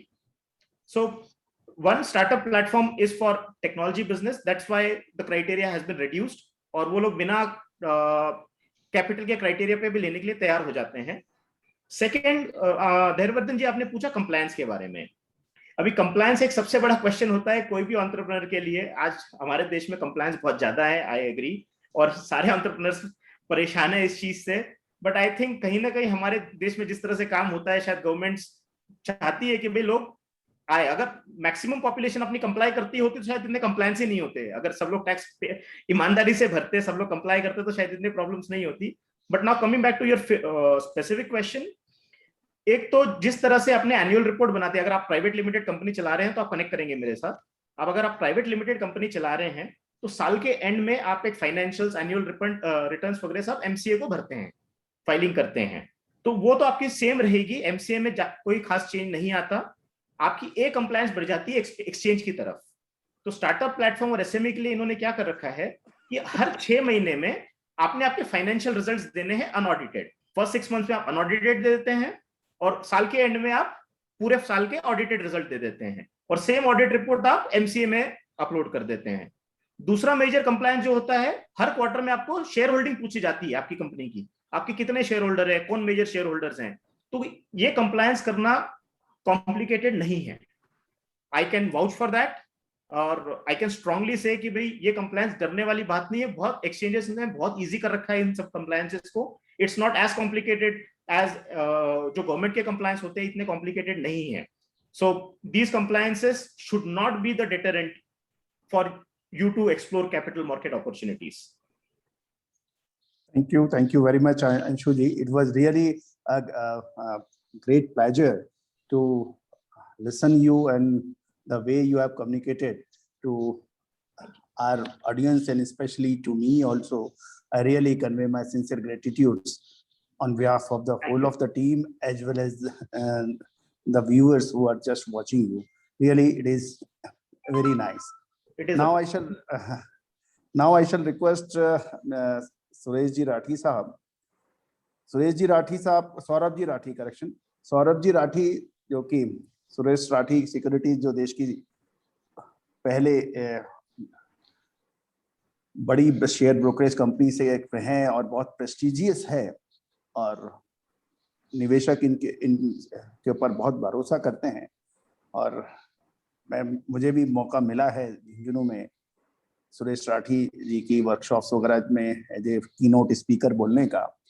तो निश्चित रूप से ये बहुत ही सौभाग्य का विषय है कि सौरभ जी आज मौजूद हैं, राठी साहब, और इनके एक एक शब्द जो हैं राठी साहब के एक एक सोने की अशरफी के बराबर होते हैं. तो बिल्कुल ध्यान से आप सारे दर्शक बंधुओं आपसे रिक्वेस्ट है कि आप एक एक शब्द को ध्यान से सुनिएगा. मैं इनसे चर्चा करूंगा नए निवेशकों को किस बातों का ध्यान रखना चाहिए, क्योंकि शेयर बाजार में असीमित संभावनाएं हैं, असीमित प्रॉफिट बनाने के मौके भी हैं और निश्चित रूप से खतरे भी हैं. मैं सौरभ जी से निवेदन करूंगा कि प्लीज सौरभ जी. मैं सभी दर्शकों को पहले प्रणाम करता हूं. इस शनिवार दोपहर 3 बजे इतने लोग हमें सुन रहे हैं. कोविड काल में जनरली ये समय लोगों का सोने का हो गया है, but we are so thankful to you. दूसरा, मैं इस त्रिवेणी को धन्यवाद करना चाहूंगा जो है हमारे एस्ट्रो मनी गुरु से कर्नल अजय जी, बिजनेस रेमेडीज से मेरे भाई पुनीत जी और धैर्यवर्धन जी. इन तीनों ने जो आज ये मुद्दा उठाया है और जो ये संगम आप सभी के सामने पेश करने की कोशिश की, मतलब आप ये देखिए किधर स्टार्टअप, किधर कमोडिटीज, किधर हमारा इक्विटी मार्केट, किधर आईपीओ, तो पूरा एक आपके सामने जैसे हमारे मारवाड़ में कहते हैं ना कि खिचड़ी लेके आ गए हैं लोग. आपको अलग अलग मील लेने की जरूरत नहीं है, आप बस इसको ले लीजिए and you know you are done. मैं धन्यवाद इसलिए भी देना चाहूंगा कि देखो क्या होता है कि जितने भी, हर गेम का एक रूल होता है, जितने मजबूत खिलाड़ी होते हैं उनको पहले उतारा जाता है. तो हमारे जितने मजबूत खिलाड़ी थे वेबिनार के उन सबको आपने उतार दिया है. अब पीछे मेरा जैसा कमजोर खिलाड़ी रह गया. तो हम भी आपके बाद है राठी साहब, आप चिंता मत करें. उम्मीद करूंगा कि ये जो कमजोर खिलाड़ी जो आपने आखिरी उतारा है वो भी आपके लिए कुछ रन बटोर पाए. दोस्तों, कोविड काल में एक अच्छी चीज क्या हो गई कि लोग डिजिटल प्लेटफॉर्म से बहुत ज्यादा जुड़ गए. जो लोगों को अवेयरनेस की कमी होती थी, पहले अवेयरनेस क्या होती थी, आमने सामने बैठते थे, हमसे आते थे, बात करते थे कि कैसे क्या करना है. बट इस यूट्यूब के माध्यम पे काफी लोगों ने अपने अवेयरनेस लेवल्स बढ़ाने की कोशिश की. तो मैं ये आज बात नहीं करूंगा कि कौन से स्क्रिप्ट में आपको निवेश करना चाहिए, कौन से सेक्टर में आपको निवेश करना चाहिए. ये तो आपको मतलब 24 घंटे 7 दिन 365 दिन टेलीविजन मीडिया पे भरपूर मिलेगा. मैं इस मुद्दे पे बात करूंगा कि निवेशक गलती क्या करता है, क्योंकि अगर पैसा बच गया वही सेविंग है, जो बच गया वो अपना है. तो मैं कुछ आप लोगों से फाइनेंशियल लाइफ लेसन्स के बारे में जिक्र करूंगा. दोस्तों, मैं भले ही स्टॉक मार्केट को बिलोंग करता हूं, लेकिन मैं आपको ये दावे से साथ कहना चाहूंगा कि स्टॉक मार्केट आपके निवेश का आखिरी डेस्टिनेशन होना चाहिए. It should not be your first destination, it should be your last destination. तो अब आपके मन में सवाल आएगा कि भैया यार सौरभ, तुम तो बोल रहे हो, तुम शेयर बाजार वाले हो और बोल रहे हो कि यार यहाँ पे तो इतने महारथी आके बोल के गए कि शेयर बाजार में 1 का 2, 2 का 4, 4 का 8 होता है, और उसके बावजूद तुम बोल रहे हो कि भाई शेयर बाजार को आखिरी रखो. तो भाई ये स्टोरी क्या है? तो स्टोरी कुछ और है साहब. मेरा ये मानना है कि अगर सर्वप्रथम हम अपने आप को, अपने परिवार को और अपने सराउंडिंग को सेव कर पाए, तो दैट इज मोर इम्पोर्टेंट. तो उसके लिए हम शुरुआत किससे करेंगे? शुरुआत हम करेंगे हमारे इंडिविजुअल टर्म इंश्योरेंस से। इंश्योरेंस में आपके पास में खूब जरिए उपलब्ध है। आजकल मनी बैक है, यूलिप्स है, टर्म इंश्योरेंस है, और आजकल तो इतने तरह के फैंसी कॉम्बिनेशन प्रोडक्ट बनने लग गए हैं जिसको मतलब आप उसकी IRR निकालना भी बहुत डिफिकल्ट है, लेकिन उनका प्रेजेंटेशन इतना खूबसूरत होता है कि इतने साल पैसे दो, इतने साल बाद आपको इतने पैसे मिल जाएंगे और आपके जीवन पर्यंत तक मिलते रहेंगे, and then you get lawyered up. मेरा ऐसा मानना है कि आपका सबसे पहला इन्वेस्टमेंट जो होना चाहिए वो होना चाहिए आपका टर्म इंश्योरेंस। टर्म इंश्योरेंस में लोग बोलते हैं कि अक्सर जो हमारे इर्द गिर्द है वो बोलते हैं नहीं यार ये टर्म इंश्योरेंस तो सौरभ यार एकदम फालतू है, कुछ पैसा तो मिलता नहीं है, मैंने तो 10 साल पैसे दिए, तो यार भाई साहब आप चाहते हो क्या कुछ हो जाए आपको, कि कुछ हो जाए और आपके परिवार वालों को पैसा मिले? भाई आज आप ये सोचो कि आज एक 50,000 रुपए की मोटरसाइकिल भी आप शोरूम से उतारते हो ना, तो पहले शोरूम वाले से पूछते हो कि भैया इसका इंश्योरेंस हुआ कि नहीं हुआ। तो जब 50,000 की मोटरसाइकिल को आपकी इतनी, अरे जो आप उसके इंश्योरेंस करा रहे हो साल भर में, अगर उस गाड़ी को कुछ नहीं होता तो कुछ पैसा मिलता है क्या आपको? नहीं मिलता। तो जब आपको उस 50,000 की मोटरसाइकिल की इतनी चिंता है, तो ये 1,000 करोड़ का जो शरीर है उसकी चिंता क्यों नहीं? आप सर्वप्रथम, आजकल तो यार इतने सस्ते टर्म इंश्योरेंस आने लग गए हैं जिसकी कोई सीमा नहीं है। आप जाइए अपने जो भी एडवाइजर है उससे बात कीजिए। एक तो पहला तो ये है कि खुद दिमाग लगाइए, वो तो अच्छी बात है, लेकिन कोशिश कीजिए कि आजू बाजू एक फाइनेंशियल डॉक्टर जरूर रखें। आदमी को क्या है, लगता है कि नहीं यार मैंने तो 3 यूट्यूब सुन लिया, मैं तो होशियार हो गया हूँ। अरे भैया अगर ऐसे ही होशियार हो जाते तो आपको तो पता ही ना कि पेट दर्द की दवाई कौन सी ले लो, भाई डॉक्टर के पास जाने की जरूरत क्या है? तो वो कहते हैं ना कि भाई हर एक एडवाइजर जरूरी होता है, तो वो हर पहलू में हर एक एडवाइजर जरूरी है। तो आप सर्वप्रथम अपना टर्म इंश्योरेंस कराइए। इससे आप अपने आप को सुरक्षित नहीं कर रहे हैं, अपने डिपेंडेंट्स और अपने परिवार को सुरक्षित कर रहे हैं। तो सर्वप्रथम रूल यह है कि शेयर बाजार में बाद में आना है। अगर आपके पास थोड़ा ही पैसा बच रहा है, अगर ज्यादा देखो कुछ लोग बोलते हैं कि यार जो पैसा बहुत ज्यादा कमाता है वो बहुत पैसे वाला होता है। मेरा दूसरा व्यू है, जो बहुत ज्यादा पैसा कमाता है वो ज्यादा पैसे वाला नहीं होता, जो बहुत ज्यादा सेव करता है वो पैसे वाला होता है। कंपनी भले 10,000 करोड़ रुपए कमा रही है, लेकिन उसका खर्चा अगर 11,000 करोड़ का है तो भाई आप उससे ज्यादा अमीर हो ना। उसके घर में क्या बचा? घर में तो घर से निकला 1,000 करोड़, लेकिन अगर आपने महीने के 25,000 भी कमाए और अगर आप उसमें 5,000 भी बचा पा रहे हो तो आप ज्यादा अमीर हो उससे। तो पहला अपना मंत्र यह है कि सब कुछ बाद में करो। स्टॉक मार्केट में मेरे ऑफिस में बाद में चढ़ो, पहले अपना टर्म इंश्योरेंस करो। किसी एक मित्र को ऐसा पकड़ो जो आपको अच्छी सलाह देगा, जो खुद का हित बाद में और आपका हित पहले देखेगा। दूसरा मैं बात करता हूं आपके हेल्थ इंश्योरेंस की। टर्म इंश्योरेंस में अगर कुछ हो गया तो आपका परिवार आपके मरने के बाद तो डेफिनेटली सिक्योर्ड है, लेकिन अगर जिंदा रहते हुए आपको कुछ हो गया तो आपके साथ साथ आपका परिवार जिंदा मर जाएगा। मैं इसलिए कह रहा हूं, हमने सभी अपने परिवारों में देखा है कि आजकल जो भी बीमारी आती है, अगर आप अस्पताल चले गए तो 2, 5, 10 लाख का बिल तो बहुत ही आम बात हो गई है। अब मुझे ये बताइए आप कि 10 लाख की जो सेविंग्स है वो हिंदुस्तान में आज भी 99% लोगों के लिए उनकी लाइफ टाइम सेविंग्स है।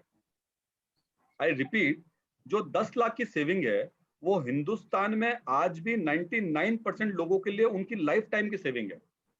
तो you would not want your lifetime savings to be gone just in a matter of 1 month. एक महीना अगर आपको कुछ ईश्वर ना करे कुछ हो जाए तो आपके साथ साथ आपका परिवार भी कर्ज में चला जाएगा और आने वाली 1-2 पुश्तें जो है वो आपका ब्याज ही बढ़ती रह जाएगी। तो पहला term insurance definitely, second health insurance definitely. हाँ जी सर। सर थोड़ा सा इंटरप्ट कर रहा हूँ मैं आपको। हाँ। थोड़ा सा ये भी आप अगर आप इसमें ऐड करें कि टर्म इंश्योरेंस हम सब लेते हैं, लेकिन कितना लेना चाहिए इंश्योरेंस, हेल्थ इंश्योरेंस कितना लेना चाहिए, ये भी आप इसमें ऐड करें सर प्लीज। बिल्कुल सर, बिल्कुल। मैं देखो क्या है, मुझे पुनीत भाई ने बोला था कि भाई 15 मिनट है सौरभ तेरे पास, तू लास्ट बैट्समैन है, ज्यादा टाइम मत लेना, तू कमजोर है इसलिए तेरे को लास्ट में रख दिया था मैंने। बट हम तो भाई बाजार वाले हैं और ये जूम, हम तो इन जूम को धन्यवाद देते हैं। मैंने मेरे जीवन काल में 100 से ज्यादा निवेशक कार्यक्रम किए हैं, तो इस जूम को धन्यवाद देते हैं जो हमारी जो ये इच्छा है हम कम से कम इस डब्बे के सामने, इस कंप्यूटर के सामने तो जो है वो जाहिर कर पा रहे हैं।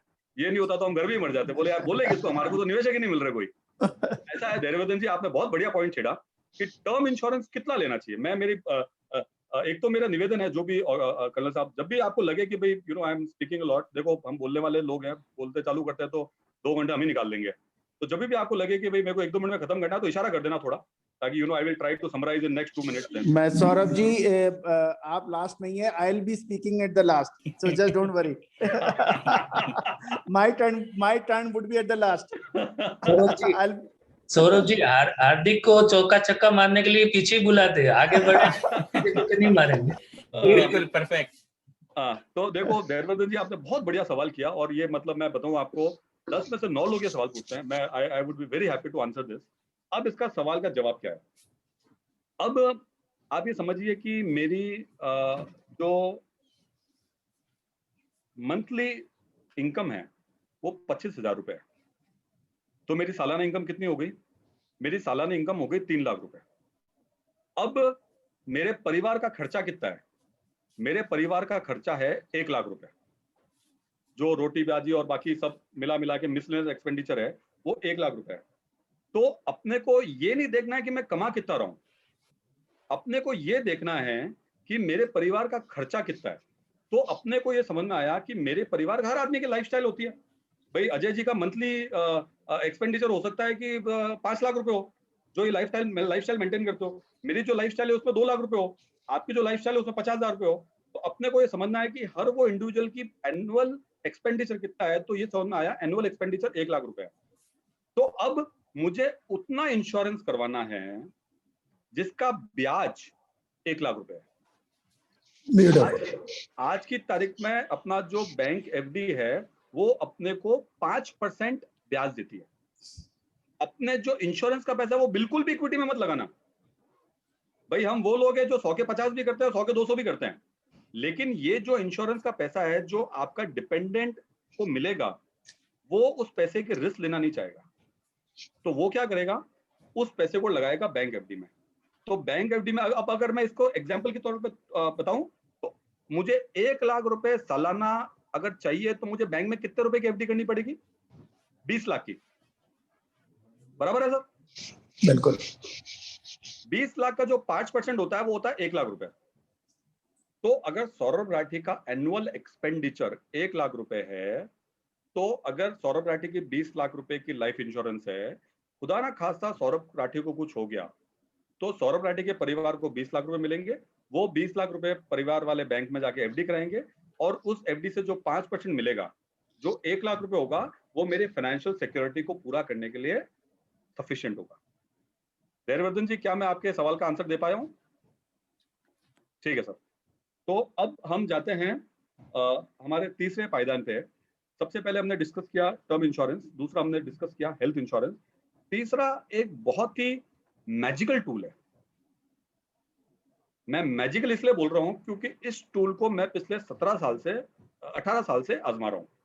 उस मैजिकल टूल का नाम है सिस्टमैटिक इन्वेस्टमेंट प्लान। ये एक म्यूचुअल फंड्स में निवेश करने का माध्यम है जिसको बोलते हैं हम सिस्टमैटिक इन्वेस्टमेंट प्लान।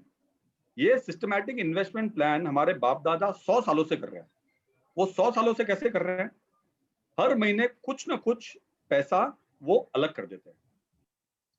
पहले ज्यादा इतनी अवेयरनेस नहीं थी, तो वो लोग क्या करते थे कि कुछ ना कुछ पैसा गुल्लक में डाल देते थे। हम मेरे ख्याल से हम सभी लोगों ने गुल्लक यूज किया। ऐसा कोई व्यक्ति जिसने गुल्लक यूज नहीं किया? मतलब मेरा मानना है कि अगर ऐसा कोई व्यक्ति है जिसने गुल्लक यूज नहीं किया तो उसने जिंदगी में कुछ नहीं, मतलब उसने एक्सपीरियंस नहीं किया। वो जो मिट्टी के गुल्लक को फोड़ने का जो अनुभव है, अगर आपने वो अनुभव नहीं किया तो जिंदगी में कुछ अनुभव नहीं किया। वो एक मर्सिडीज खरीदने से ज्यादा अनुभव है। तो सिस्टमैटिक इन्वेस्टमेंट प्लान जब मैं बोलता हूं तो मैं ये नहीं बोलता हूं कि ये एक पैसा कमाने का जरिया है। मैं ये बोलता हूं कि हमारे यहाँ पे काफी मारवाड़ से लोग जुड़े हुए हैं, तो वो मेरे इस लैंग्वेज को समझेंगे। ये नुक्ते को लड्डू करता है। नुक्ते के लड्डू मतलब क्या होता है? छोटे छोटे दानों को जब अपन एक साथ जोड़ते हैं तो वो बड़ा लड्डू बन जाता है। तो जो सिस्टमैटिक इन्वेस्टमेंट प्लान है वो है छोटे छोटे निवेश को एक बड़ा रूप देना आफ्टर अ सर्टेन इंटरवल। मेरे जितने भी मित्र, मैं उनको ये नहीं बोलता कि इसमें रिटर्न आएगा, मैं उनको कभी नहीं बोलता कि इसमें 8% आएगा, 10% आएगा, 12% आएगा, 15% आएगा। हिस्टोरिकली बात करें तो एक मल्टी कैप फंड में 12% रिटर्न आया है पिछले 20 साल से। आप खराब से खराब फंड भी ले लें तो भी उसमें 12% रिटर्न आया, लेकिन मैं बोलता हूँ 0% रिटर्न आएगा। जब आपकी एक्सपेक्टेशन 0% रिटर्न की है तो आपके इमोशंस के साथ खिलवाड़ नहीं हो सकता 10 साल बाद जब अगर कुछ ऊपर नीचे हो गया तो। लेकिन तो भी क्यों लगाना है इसमें पैसा? इसलिए पैसा लगाना है क्योंकि आज आपकी जेब से 500 रुपए में अगर निकाल दूं तो आपको पता नहीं चलता। ये अगर मैं 20 साल तक आपकी जेब से 500 रुपए निकालता चला गया तो आपके रूटीन लाइफस्टाइल में कोई फर्क नहीं आना है। आप 3 रोटी की जगह 2 रोटी नहीं खाओगे। तो ये छोटा छोटा निवेश जो है वो आपको एक आने वाले टाइम में बहुत बढ़िया रूप दे देगा। इस प्रोडक्ट की ब्यूटी क्या है? इस प्रोडक्ट की ब्यूटी ये है कि कोई आदमी कम रिस्क लेना चाहता है तो भैया बैलेंस फंड में डाल दे। कोई आदमी बहुत ज्यादा रिस्क लेना चाहता है स्मॉल कैप फंड में डाल दे। कोई आदमी बोलता है कि नहीं यार मेरे को न्यूट्रल से टाइप की रिस्क लेनी है तो लार्ज कैप में डाल दे। अब लोग ये पूछते हैं कि यार सौरभ मेरा रिस्क का पायदान क्या है, मैं कितना पैसा इक्विटी में डालूं और कितना पैसा डेट के अंदर डालूं? तो इसका भी बहुत एक छोटा सा थंब रूल है, 100 माइनस योर एज, उतना पैसा आपको इक्विटी में डालना है। तो आज अगर मेरी उम्र 40 साल है तो 100 माइनस 40, 60% पैसा मुझे इक्विटी में डालना है और 40% पैसा मुझे डेट में डालना है। हमारे पिताजी अगर पैसा निवेश करना चाहेंगे तो सपोज अगर किसी के पिताजी यहाँ पे 75 साल के और वो पूछते हैं कि यार भैया मैं तो अभी भी जवान हूँ फिर भी मुझे पैसा डालना है, तो सर आपके लिए इक्विटी में निवेश का परसेंटेज है 100 minus your age 75 which is 25%। तो आपको 25% डालना है। आपने 75 साल के हो गए हो, आप क्यों पैसे बदल लेना चाहते हो? तो भाई सिंपल पैरामीटर है मैथमेटिक्स है, 100 माइनस 75, 25% पैसा आप इक्विटी में डाल दो, 75% पैसा जो है वो आप डेट में डाल दो। तो जिन लोगों ने भी एसआईपी नहीं करा रखी है, मेरा स्ट्रॉन्ग, अगर वो बिजनेस रेमेडीज को कुछ मानते हैं और अगर वो ये मानते हैं कि जो वो पैनलिस्ट लेके आएंगे उनमें कुछ दम होगा, तो आप कल ही जाके अपने एडवाइजर से मिलिए जो भी आपकी पॉकेट अलाउ करती है। साथियों 500 रुपए से ये इन्वेस्टमेंट चालू हो जाता है। जो लोग दिल्ली मुंबई में रहते हैं एक डिनर करने जाते हैं रेस्टोरेंट में और 5,000 रुपए खर्च करके आ जाते हैं। तो 500 रुपए आज की तारीख में हर आदमी निकाल सकता है। 500 रुपए से मिनिमम शुरुआत आप कल ही अपने एडवाइजर से जाके मिलिए और उनसे कीजिए। तो टर्म इंश्योरेंस के बारे में डिस्कस किया, हेल्थ इंश्योरेंस के बारे में डिस्कस किया, हमने एसआईपी के बारे में डिस्कस किया। एक चौथा इंस्ट्रूमेंट जो है जिसको मैं हिंदुस्तान सरकार की बेहतरीन देन मानता हूं सभी उनके नागरिकों को, वो है provident fund and public provident fund. Public provident fund में जो है जो आज की तारीख में रिटर्न आ रहा है वो आज भी 1.5% ज्यादा है जो आपकी बैंक फिक्स डिपॉजिट दे रही है, और वो भी टैक्स फ्री है। बैंक फिक्स डिपॉजिट्स पे टैक्स लगता है, पीपीएफ में कोई तरह का टैक्स नहीं लगता, और आज भी 1.5-2% रिटर्न बैंक फिक्स डिपॉजिट से ज्यादा है। उसमें ये सेक्शन 80C का पार्ट है। जो लोग इनकम टैक्स देते हैं उनको पता होगा, सेक्शन 80C में आप इंश्योरेंस में निवेश कर सकते हैं, पीपीएफ में निवेश कर सकते हैं, ईएलएसएस में निवेश कर सकते हैं जो इक्विटी लिंक सेविंग स्कीम होती है म्यूचुअल फंड की, और चौथा होती है 5 साल की बैंक फिक्स डिपॉजिट। मैं इसमें जरूर आपको बोलूंगा, इक्विटी में तो हम दूसरी तरीके से रिस्क लेते ही हैं, लेकिन ये जो पैसा है आप अपने पब्लिक प्रोविडेंट फंड में जरूर डालें। अगर आप एम्प्लॉई हैं तो उसको प्रोविडेंट फंड में भी डालें। ये हिंदुस्तान सरकार की बेहतरीन, मतलब this is the number 1 instrument, it is better than equity market returns. कोई टेंशन नहीं है, कंप्लीट सॉवरेन है। सॉवरेन से मतलब है कि इसमें डूबत के चांसेस शून्य है, क्योंकि ये सरकार का इंस्ट्रूमेंट है। अगर आपके पास में इन चारों को करने के बाद अगर कुछ पैसा बचता है, टर्म इंश्योरेंस करा लिया आपने हेल्थ इंश्योरेंस भी करा लिया, एसआईपी भी करा ली, आपने पब्लिक प्रोविडेंट फंड भी करा लिया, उसके बाद भी अगर आपको पैसा बचता है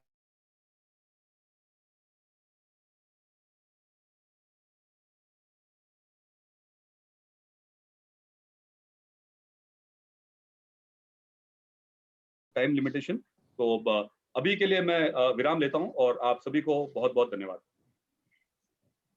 थैंक यू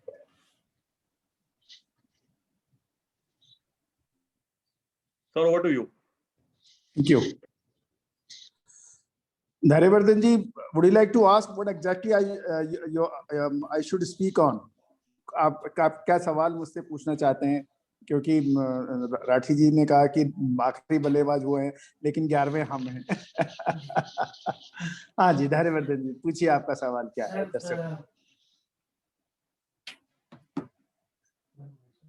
जी सर, सबसे पहले जैसे आपके नाम के साथ विदित है कर्नल, आपके नाम के आगे लिखा हुआ है, तो जीवन में आर्मी से हम अनुशासन के बारे में और करेज के बारे में बहुत सीखते हैं। तो थोड़ा सा उसके बारे में बताएं कि हमें फाइनेंशियल क्षेत्र में जो अनुशासन है उसका क्या बेनिफिट रहता है, और आपने अपने जीवन में क्या सीखा आर्मी से जो फाइनेंशियल फील्ड में इस्तेमाल करके लोग आगे बढ़ सकते हैं।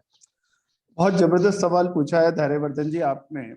मैं बिजनेस रेमेडीज के दोनों महानुभाव पुनीत जी और धैर्यवर्धन जी और हमारे ग्रेट पैनलिस्ट जो हैं हमारे साथी, चाहे हुलानी साहब हों, द्विवेदी जी हों, अंशु जी हों या सौरभ जी हों, मैं आपसे एक वायदा करता हूं 5 से 10 मिनट के बाद जो भी एक टाइम स्लॉट बचा है, हम लोग कुछ ऐसी चर्चा जरूर करेंगे कि it would be a life time achievement. आपका सवाल का जवाब देता हूं।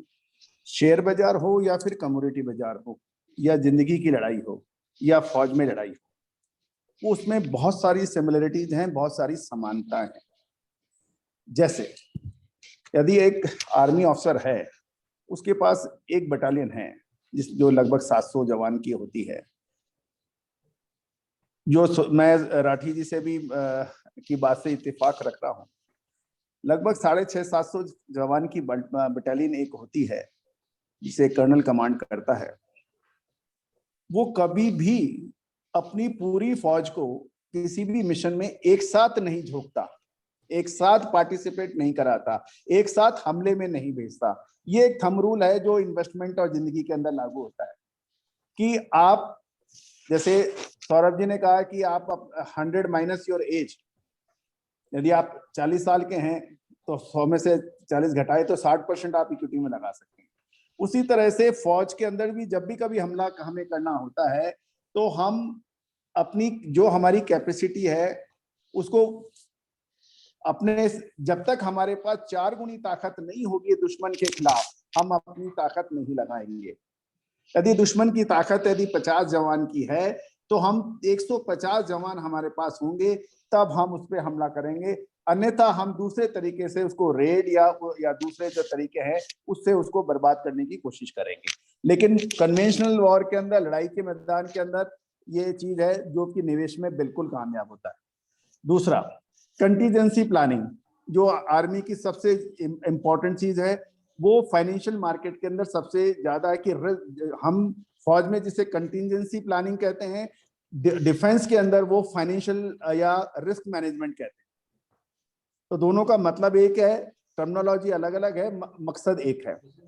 तीसरा इंपॉर्टेंट चीज डिसिप्लिन, अनुशासन। यदि आप रिस्क एंड रिवॉर्ड रेशो का अनुशासन नहीं बना के रखेंगे, चाहे स्टॉक ट्रेडिंग हो या कमोडिटी ट्रेडिंग हो या फिर करेंसी ट्रेडिंग हो, तो निश्चित रूप से आप कामयाब नहीं होंगे। रिस्क एंड अचीवमेंट, जैसे एमबीए यदि आप करते हैं तो उसमें एक बड़ा आता है शॉर्ट एनालिसिस, यानी आपकी स्ट्रेंथ क्या है, अपॉर्चुनिटी क्या है आपका। तो ये बहुत जरूरी होता है, ये फौज के अंदर भी लगता है और फाइनेंशियल मार्केट भी एक लड़ाई का मैदान ही होता है। और एक बहुत बेहतरीन चीज मैं आपसे चर्चा करना चाहता हूं कि फाइनेंशियल एस्ट्रोलॉजी के माध्यम से आप शेयर बाजार हो, कमोडिटी बाजार हो, करेंसी बाजार हो या ग्लोबल इकोनॉमी का अप एंड डाउन को बहुत बेहतरीन तरीके से टाइम कर सकते हैं। तो टाइमिंग का मतलब जैसे कि इकोनॉमिक क्लैशेस कब आते हैं, अभी पूरी वेबिनार कभी करेंगे 1.5 घंटे की, तो उसके अंदर डिटेल में बात करेंगे, लेकिन फाइनेंशियल एस्ट्रोलॉजी के माध्यम से आप बिल्कुल इसको टाइम कर सकते हैं। और सबसे जो महत्वपूर्ण है वो महत्वपूर्ण यह है कि आप सेक्टर कौन सा अब चलेगा, सेक्टर अब कौन सा चलेगा अगले महीने, अगले हफ्ते, अगले साल या इस साल, कौन से सेक्टर में सबसे अच्छी मूवमेंट है। तो जो दर्शक अभी देख रहे हैं उनको मैं कह सकता हूं कि अगला सप्ताह जो मंडे से चलेगा उसके अंदर मुझे मेटल बहुत बढ़िया लग रहे हैं। बेस मेटल जो हैं, चाहे आप स्टॉक्स में हिंदुस्तान कॉपर हो, वेदांता हो, हिंदुस्तान जिंक हो, हिंडाल्को हो, इसके अंदर अच्छी मूवमेंट बन सकती है। क्यों बन सकती है, इसकी भी एक वजह है। लेकिन एक जो सबसे महत्वपूर्ण पॉइंट में चर्चा कर, जो मैंने आपसे बात की थी, पुनीत जी ने कहा था कि करण साहब एक चीज जरूर पूछेगा, अच्छी बात तो सब बताते हैं, आप ये बताइए कि अगले कुछ सालों के अंदर जी सर, मेरा तो केवल एक ही क्वेश्चन है जी जी कोविड बताइए। पेंडेमिक के बाद में लक्ष्मी की दिशा आपको कहाँ नजर आ रही है? बहुत बढ़िया, बहुत बढ़िया। वही हम चर्चा कर रहे हैं कि लक्ष्मी की जो दिशा है, लेकिन सबसे पहले क्योंकि क्या है कि कंटीजेंसी खतरा सबसे पहले हमें जज करना है। मुझे लगता है अच्छा, उसके ऊपर लक्ष्मी ने आपने बड़ा जबरदस्त सवाल पूछा है, उसका जवाब मैं दूंगा। और इसमें सभी पैनलिस्ट से भी रिक्वेस्ट है कि प्लीज इसको करेक्ट कीजिए यदि कुछ उसमें कुछ चेंजेज हो। देखिए, भारत सोने की चिड़िया था। एक समय ऐसा था कि ग्लोबल इकोनॉमी का एक बहुत बड़ा हिस्सा, यानी लगभग 34 to 35% इंडिया, जो उस टाइम पूरा बृहत भारत था, वो कंट्रीब्यूट करता था। और एशिया की दो महान शक्तियां, चाइना और इंडिया, पूरे वर्ल्ड की 75% ग्लोबल जीडीपी को डोमिनेट करती थी। लेकिन आज की स्थिति, आज हम कहाँ हैं? आज डबल डिजिट में भी नहीं है। तो पॉइंट ये है कि क्या हम बुद्धिमान कम हो गए, क्या हमारे के अंदर हमारी संस्कृति खराब हो गई, या हमारे धर्म के अंदर हम कम हो गए? इसमें मेरा मानना क्या है वो मैं आपसे चर्चा कहता हूं। तो आप लक्ष्मी, क्योंकि लक्ष्मी चंचल होती है, स्थान परिवर्तन करती है। आज आपके पास है, कल दूसरे के पास होगा, चौथे दिन किसी और के पास होगी। जब तक हमारी ग्लोबल इकोनॉमी फील्ड पे आधारित थी, फील्ड मतलब खेती पे आधारित थी, वो देश जिनके पास मीठा पानी था, जिसके पास फर्टाइल लैंड थी, वो बहुत तरक्की किया उन्होंने। चाहे चाइना हो या हम हो या जो भी, वो देश जिनके पास मीठा पानी नहीं है, फर्टाइल लैंड नहीं है, माइन मिनरल्स नहीं है, जो यूरोप जैसी कंट्री, यहाँ पे ना माइंस हैं, ना मिनरल्स हैं, ना उनके पास एग्रीकल्चर है, बर्फ के नकली स्थान हुआ करते थे, स्नो डेजर्ट थे, वहां पर निश्चित रूप से बड़ा, वहां पे इकोनॉमी का बड़ा क्लैश था। लेकिन हम लोग ग्लोबल जीडीपी के अंदर जबरदस्त यूज कर रहे थे, इसलिए नहीं कि हम ज्यादा बुद्धिशाली थे, इसलिए नहीं कि हमारे अंदर कोई अद्भुत शक्तियां थी। It is just because we got the best of the fertile land, we got the very good water resources and mine and minerals. That's why we all were dominating global GDP in 16th century. लेकिन लक्ष्मी ने फिर घर बदला। एक महत्वपूर्ण घटना हुई 1754 के आसपास के पर, इंडस्ट्रियल रिवॉल्यूशन हुआ यूरोप के अंदर, यानी मशीन, क्योंकि यूरोप के पास एग्रीकल्चर लैंड नहीं था, पानी मीठा नहीं था और कुछ नहीं था, तो उन्होंने कहा ऐसा नहीं चलेगा। उन्होंने विश्व औद्योगिकरण हुआ और उसके अंदर लक्ष्मी ने फील्ड टू फैक्ट्री की तरफ इशारा कर दिया। यानी जो प्रॉस्पेरिटी फील्ड में थी, खेती बाड़ी में थी, पशुपालन में थी, वो फैक्ट्री में चली गई। स्टीम के इंजन बने, ये बना वो बना, तो सारी जो प्रॉस्पेरिटी थी, लक्ष्मी का पांव पड़ गया फैक्ट्री में। और वो अभी तक लगभग 10 साल तक चलता है, अभी पिछले 10 साल तक। लेकिन अब बड़ा सवाल ये है कि अब लक्ष्मी क्या फिर रास्ता परिवर्तन कर रही है कि भाई फील्ड टू फैक्ट्री हो गया, लेकिन अब लक्ष्मी कहां जाएगी? ये एक बड़ा सवाल है जो आप बेसिकली मुझसे पूछना चाह रहे हैं। मैं अंशु जी की बात को एक सहमति देता हूं कि टेक जितनी भी बड़ी कंपनीज है, उसमें टेक्नोलॉजी कंपनियों का एक बहुत बड़ा हिस्सा है, लगभग 85 से 90%। अब जो लक्ष्मी जिसके द्वार होगी, उसके लिए आपको बड़ी फैक्ट्री की जरूरत नहीं है, बड़े लैंड की जरूरत नहीं है, सिर्फ आपको नॉलेज बेस्ड इंडस्ट्री जो है, वो उन कंपनियों के पास लक्ष्मी आएगी। नॉलेज आपका ओला भी हो सकता है, नॉलेज आपका अलीबाबा भी हो सकता है, अमेजन भी हो सकती है, और इवन जो रिलायंस के जो आप देखिए कि रिलायंस जैसी कंपनी, उसने कितनी जल्दी से परिवर्तन किया। वो जियो प्लेटफॉर्म के ऊपर आ गया, रिटेलिंग में आ गया, पूरी चीज, और जो पैसा जो पूरे हिंदुस्तान, पूरे वर्ल्ड में रिलायंस को कभी नहीं मिला, वो पिछले 1 साल में मिला। मजे की बात देखिए आप, क्योंकि उसने अपना कोर फोकस ही चेंज कर दिया। वो कैश में आ गया, रिटेल में आ गया, डायरेक्ट कंज्यूमर्स के पास चला गया। तो कहने का मतलब है कि जो एसएमईज हैं, जो स्मॉल एंड मीडियम एंटरप्रेन्योर्स हैं, जो कंपनियां हैं, जो अखबार है, चाहे डिजिटल प्लेटफॉर्म की कंपनियां हैं, जो नॉलेज बेस्ड काम करेगा आने वाले 10 से 15 साल के अंदर, वो निश्चित मान लीजिए पुनीत जी, आप भी उसमें शामिल हो। यस। राठी जी भी उसमें शामिल हैं, एमसीएक्स के द्विवेदी जी भी शामिल हैं, अंशु जी भी शामिल है, आप सभी शामिल हैं कि जिसने नॉलेज बेस्ड इंडस्ट्रीज के अंदर कदम लगा लिया, लक्ष्मी उसके दौर पर निश्चित से घंटी बजाएगी। और मेरा करना है जिस हिसाब से वो दे रहे वाले जी से रिक्वेस्ट है, क्वेश्चन आंसर जी आप थोड़ा सा ले लीजिए time. Ji Yashvardhan ji please go ahead with the question. एक क्वेश्चन है मेरे को। जी अजय जी, आपने शुरुआत में कहा था कि भाई जो सिस्टम को समझ लेता है पैसा वो कमाता है, तो आई थिंक सारे पार्टिसिपेंट्स चाहेंगे कि आप उस पर एलैबोरेट करें अगर हो सके। अंशु जी मेरी रिक्वेस्ट है एक बार प्लीज क्वेश्चन आंसर सेशन हो जाए, फिर लास्ट में अपन नहीं, क्योंकि जिन्होंने क्वेश्चन भेजे उनके आंसर बहुत इंपॉर्टेंस से रखते हैं अपन लोगों के लिए, सभी के लिए। सर सबसे पहला क्वेश्चन तो सबसे पहला क्वेश्चन त्रिवेदी जी से आया है एमसीएक्स के लिए कि ये डब्बा ट्रेडिंग क्या होती है, इसके बारे में प्रकाश डालें। डब्बा ट्रेडिंग के लिए मैंने आगे वो बता दिया है कि भाई जो सेबी में रजिस्टर नहीं है और एक्सचेंज के ऊपर रजिस्टर नहीं है, और वो लोग जो कंप्यूटर लेके बैठ जाते हैं कि भाई आप मेरे पास आओ और आप ट्रेडिंग करो, आपको टैक्स नहीं भरना पड़ेगा, तो उनको आप डब्बा ट्रेडिंग कह सकते हैं कि भाई उधर आप ट्रेड करोगे तो आपको गवर्नमेंट को टैक्स नहीं देना पड़ेगा। लेकिन उसका जो एक जो माइनस पॉइंट वो है कि भाई आप डब्बा ट्रेडिंग में ट्रेड करने जाओगे तो समझो टैक्स तो आपका बच गया, लेकिन वो आपका पैसा ही लेके भाग जाएगा तो कौन जिम्मेदार, बरोबर है। तो वो एक डब्बा ट्रेडिंग है। दूसरा एक है कि भाई डब्बा ट्रेडिंग के लिए एक किसी ने क्वेश्चन किया था कि भाई क्या आप स्टेप्स ले रहे हैं, तो हम लोग बहुत सारे सेमिनार वेबिनार कर रहे हैं और सबको जो एडवर्टाइज देके हम लोग इन्वेस्टर का जो अवेयरनेस है वो जागरूकता फैलाते हैं कि भाई हम लोग आप डब्बा ट्रेडिंग में न फंसे, क्योंकि डब्बा ट्रेडिंग में आपको कहीं भी आपका पैसा फंस गया तो नई एक्सचेंज जवाबदार रहता है, नई सेबी जवाबदार रहता है, क्योंकि वो उसका कोई आता पता ही नहीं रहता है। जो डब्बा ट्रेडिंग करने वाले वो अपनी डायरी में खाली लिख के दे देते कि भाई इन्होंने इतना सौदा किया है, कल उठ के वो भाग गया तो कोई जिम्मेदार नहीं है। तो साधारण भाषा में इसे गैर कानूनी ट्रेडिंग, हाँ गैर कानूनी है एकदम से।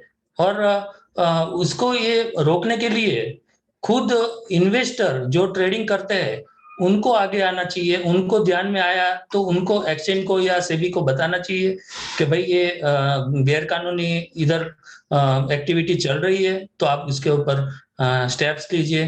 तो सेबी जरूर से वो लेती है, लेकिन सेबी को पता चलेगा उसके पहले वो एक जगह से लेके दूसरे जगह चला जाता है, समझ गए आप।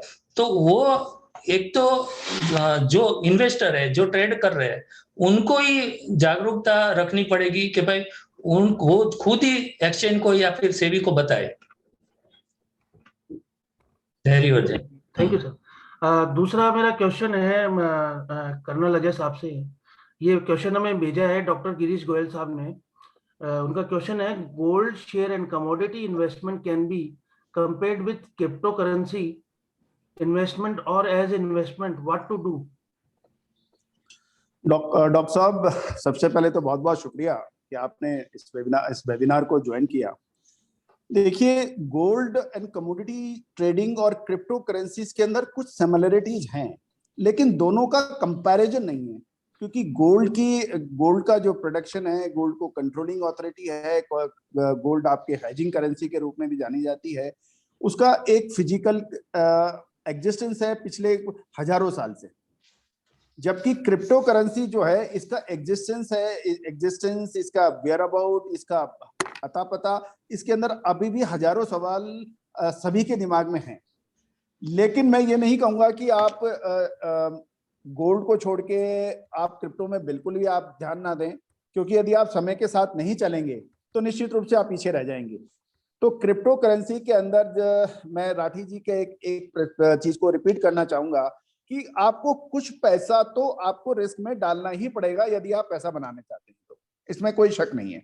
आप अपनी कैपिटल का या अपने सेविंग का 5-4% यदि आप क्रिप्टो करेंसी में लगाते हैं तो मैं समझता हूं ये इसमें एक अच्छा मौका है और जहां सवाल दोनों का कंपैरिजन है, इसमें बिल्कुल कंपैरिजन नहीं हो सकता। एक आपकी वाइफ है, दूसरी आपकी गर्लफ्रेंड है, दोनों ही बहुत बढ़िया हैं, लेकिन कंपैरिजन नहीं हो सकता दोनों में।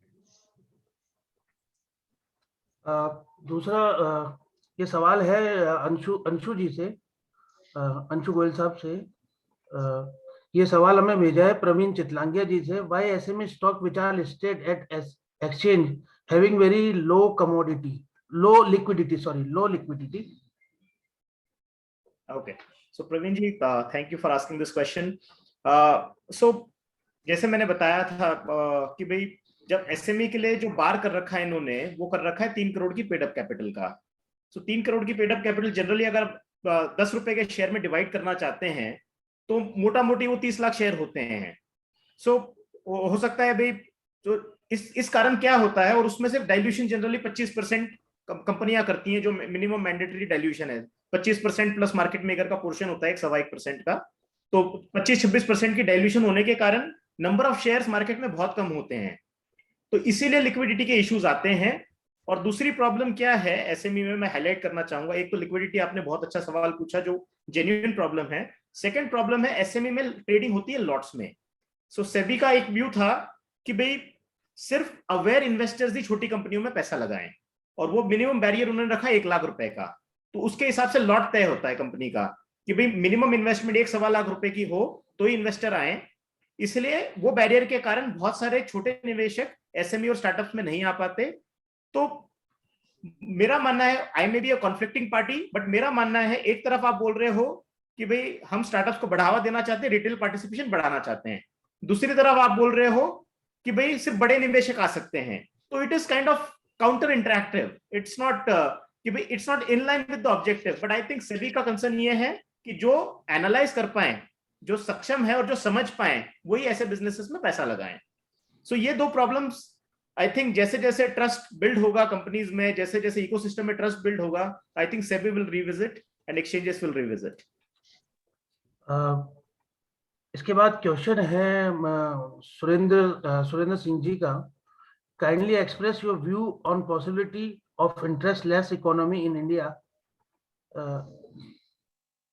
इंडिया और specially for MSMEs। Okay, is this question for me Dhairyavardhan ji? ये क्वेश्चन हम लोग इकोनॉमी से जुड़ा हुआ है, तो कर्नल साहब से ले लेते हैं सर। ओके, इंटरेस्टलेस इकोनॉमी, देखिए बड़ा एक बहुत शानदार सवाल है ये। इसके अंदर सब कुछ शामिल हो गया, मतलब नथिंग इज लेफ्ट इन। यदि आप इंटरेस्टलेस इकोनॉमी आप देखें तो जितनी भी डेवलप्ड कंट्रीज की इकोनॉमी है वो ऑलमोस्ट इस कैटेगरी में आती है। चाहे आप जापान देख लें या अमेरिका भी देख लें, वहां पर इंटरेस्ट रेट ऑलमोस्ट नील और जीरो के समान है, 1-2% के हिसाब से कि। लेकिन जो इंडियन इकोनॉमी है वो अभी इंटरेस्टलेस इकोनॉमी होने में अभी बहुत वक्त लगेगा। एक और अहम सवाल का, इस चीज का मैं जवाब देना चाहता हूँ सुरेंद्र जी आपको। जो हमारी लगभग $3.25 ट्रिलियन की जो हमारी इकोनॉमी है, इसको मैं इससे सहमत नहीं हूं कि हमारी इकोनॉमी 2.5-3 ट्रिलियन की है। मेरा मानना है कि हमारी जो इकोनॉमी है वो लगभग 5 से 6 ट्रिलियन की है। अब बड़ा सवाल कि ऐसा क्यों? क्योंकि जो हमारा पेपर पे एक इकोनॉमी नजर आ रहा है उससे ज्यादा अंडर टेबल या पेपरलेस, जिसका कोई अकाउंटिंग नहीं है, वो हमारे यहाँ उससे ज्यादा ट्रेड या उसकी इकोनॉमी है। एक बंदे की सैलरी जो है वो मान लो 1.5 लाख रुपए महीना का एक अच्छे अफसर की कमाई है, तो वो ले रहा है 20 लाख रुपए ले, लेकिन उसका घर ही है ना 5 करोड़ का है। जैसे डब्बा ट्रेडिंग हो रही है कि जो MCX का जो ऑफिशियल टर्नओवर है, यदि सारा डब्बा ट्रेडिंग का बता दिया जाए, साहब का जोड़ा दिया जाए, तो वो दुगना से तिगना भी हो सकता है, क्योंकि उसमें वहां पे मार्जिन नहीं लगता है। बगैर मार्जिन के काम कर रहे हैं, जो नफा नुकसान हो रहा है उसका लेन देन कर रहे हैं। जो नफा हो गया ले गया, नुकसान है तो वो ले लेगा। तो जो बेसिकली जो हमारी, जब तक हम अपनी इकोनॉमी को ब्लैक इकोनॉमी और व्हाइट इकोनॉमी को एक साथ क्लब नहीं कर देंगे, और इसको हम निश्चित रूप से हम अग्रसर हो जाएंगे। लेकिन अभी तक इंटरेस्टलेस इकोनॉमी की परिभाषा और उसको वो करें तो मुझे नहीं लगता है कि अभी हमें को टाइम लगेगा, क्योंकि हमारे अंदर अभी ईमानदारी थोड़ी सी बढ़ानी पड़ेगी हमें। जैसे गोयल साहब ने भी कहा कि हमें टैक्स भी देना पड़ेगा, हमें को कंप्लाइंस भी करनी पड़ेगी, और जब स्थिति ऐसी हो जाएगी तो निश्चित रूप से हम ऐसा हमारी कंट्री भी उन श्रेणी में आ जाएगी। जसवर्धन जी। अभी एक नेक्स्ट क्वेश्चन है, जोनजुआ ओवरसीज लिमिटेड से, उनके सीएस हैं इवा मैनी जी हैं, और what should be the minimum amount to interest in equity market by an investor, in which sector should invest. तो ये सवाल हम सौरभ जी से लेते हैं, शेयर मार्केट से जुड़ा हुआ है। रेवा जी नमस्कार। आपका सवाल जो है वो अच्छा है लेकिन बहुत सब्जेक्टिव है। सब्जेक्टिव क्यों है? आपने पूछा कि किसी निवेशक को इक्विटी बाजार में कितना पैसा लगाना चाहिए। अब मैं एक काउंटर सवाल पूछता हूं आपसे कि आपको एक मोबाइल खरीदना है, तो आप बाजार में कितने रुपए का मोबाइल खरीदेंगे? आपका हो सकता है कि 1 लाख रुपए का आप आईफोन रखते हैं और मेरे 1 लाख रुपए का पूरे साल का खर्चा है। तो वन नीड्स टू अंडरस्टैंड, हर एक आदमी की फाइनेंशियल पॉकेट्स डिफरेंट है। आपके लिए 10,000 रुपए अमाउंट बड़ा हो सकता है, मेरे लिए 50,000 रुपए अमाउंट बड़ा हो सकता है, धैर्यवर्धन जी के लिए हो सकता है 5 लाख रुपए अमाउंट बड़ा हो सकता है। अपने अगर इसको नंबर्स में डिफाइन करना है तो मैं ये कह सकता हूं कि आप आपके एक्सपेंसेस के बाद जितना पैसा सेव कर सकते हैं, उस सेविंग्स में से 40% पैसा आप इक्विटी में एक्सपोजर ले सकते हैं। और उसमें भी मेरा मानना है कि आप 50-50 कीजिए, 50% डायरेक्ट इक्विटीज के अंदर और 50% म्यूचुअल फंड के ऊपर। तो ये आपकी पर्सनल रिस्क एपिटाइट है, आपकी पर्सनल सेविंग्स एलिमेंट है कि आप कितना पैसा बाजार में निवेश करना चाहेंगे। लेकिन एक बात बहुत पक्की है कि पूरी की पूरी सेविंग्स तो डेफिनेटली नहीं डालनी। आप सिर्फ उतना पैसा डालिए जो आपको लगता है कि अगले 5 सालों तक आपको उस पैसे की जरूरत नहीं है। आपके पास में लेट से 2 लाख की सेविंग थी, आपने 2 लाख की सेविंग डाल दी और अगले साल आपके बच्चे की शादी है। अब हो सकता है कि वो 2 लाख रुपए जो अपन ने पिछले 1 साल में बाजार की राइड देखी है वो बहुत ही फैंटास्टिक रही है। मतलब 2 लाख के 4 लाख इस बाजार में पिछले 1 साल में अमूमन स्क्रिप्ट के अंदर हो गए। लेकिन आप ये देखिए कि अगर ये 2 लाख रुपए आपने अगर फरवरी 2020 में डाले होते और मार्च 2020 में आपको पैसा चाहिए होता तो वो 1,50,000 ही बढ़ते। लेकिन अगर वो पैसा आपने 5 साल तक अगर इन्वेस्टेड रखा है बाजार में, तो उस पैसे में अपन ये एक सेफ अजम्पशन मान सकते हैं कि उस पैसे में ग्रोथ हुई है। तो पहला तो आपकी पर्सनल पॉकेट कितनी है, दूसरा जो भी पैसा आप इक्विटी में डाल रहे हैं अगले 5 साल तक वो पैसा देखना नहीं है। क्यों? अगले 5 साल में जो भी उतार चढ़ाव आएंगे वो उसके अंदर अकोमोडेट हो जाएंगे। नेक्स्ट आपका जो सवाल है कि भाई मैं कौन से सेक्टर में निवेश करूं, तो मैं आज अगले 2 मिनट के अंदर आपको एक रिसर्च एनालिस्ट बनाना चाहता हूं। रिसर्च एनालिस्ट कैसे बनाना चाहता हूं?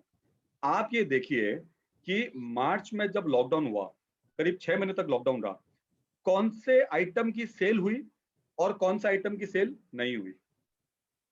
जिस आइटम की सेल हुई वो सेक्टर बाई सेक्टर है, जिस आइटम की सेल नहीं हुई वो आइटम सेल सेक्टर है। अगर अपन इसको देखें, मार्च के बाद में हमने क्या कंजम्पशन किया? हमने फार्मा का कंजम्पशन किया, हमने एफएमसीजी का कंजम्पशन किया, आईटी प्रैक्टिकली रिसेशन प्रूफ था, सभी लोग वर्क फ्रॉम होम काम कर रहे थे, केमिकल्स जितने भी लगते हैं उन सब का हमने यूज किया। ये सारे सेक्टर्स आपके बाई सेक्टर्स में चले गए। हमने क्लोथिंग यूज नहीं की, जितनी भी लाइफस्टाइल थी वो हमने यूज नहीं की। हर वो चीज जो अपने प्रीमियम एक्सपेंडिचर था, हमने ऑटोमोबाइल का यूज नहीं किया, हमने प्रीमियम स्पेंडिंग का यूज नहीं किया, तो वो सारे के सारे सेक्टर्स सेल सेक्टर हो गए। मैं आपको बताऊं एक बहुत ही देसी तरीका, अगले 30 सेकंड में बताता हूं आपको। आप जिधर से भी किराना लेते हैं या जो भी आपकी ये जो मास्टर शॉप है, जो बड़ी मल्टी शॉप्स होती है, आप उस जो भी आपका मित्र है उससे जाके ये पूछिए कि भाई तेरे दुकान में सेल किसकी ज्यादा होती है। आपका अगर कोई कपड़े वाला है जो 5 ब्रांड्स रखता है, उससे पूछे कि तेरी कौन सी ब्रांड की सेल होती है, आपको तुरंत उसका जवाब मिल जाएगा। आपके घर पे अगर 10 मेडिसिन है, उन 10 मेडिसिन के पत्ते उठा के देखिए कि वो पत्ता सिप्ला का है, रेनबैक्सी का है कि डॉक्टर रेड्डी का है।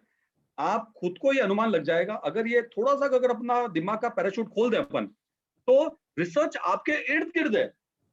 आपको टेलीविजन पे जाने की जरूरत ही नहीं है, आपको सामने पता चल जाएगा कि आपने कोई गाड़ी बुक की और उस गाड़ी की 6 महीने की बुकिंग है। तो what does it mean? it means that company is selling beyond its capacity, and in next 3 to 6 months the company's profits are going to double, triple, trouble. तो ये आप खुद ही अनुमान लगा सकते हैं कि कौन सा सेक्टर ग्रो करेगा, कौन सा सेल होगा, जिसका छोटी सी ग्रुप रहेगा। मैंने 2-3 मिनट में आपको देने की कोशिश की। Thank you.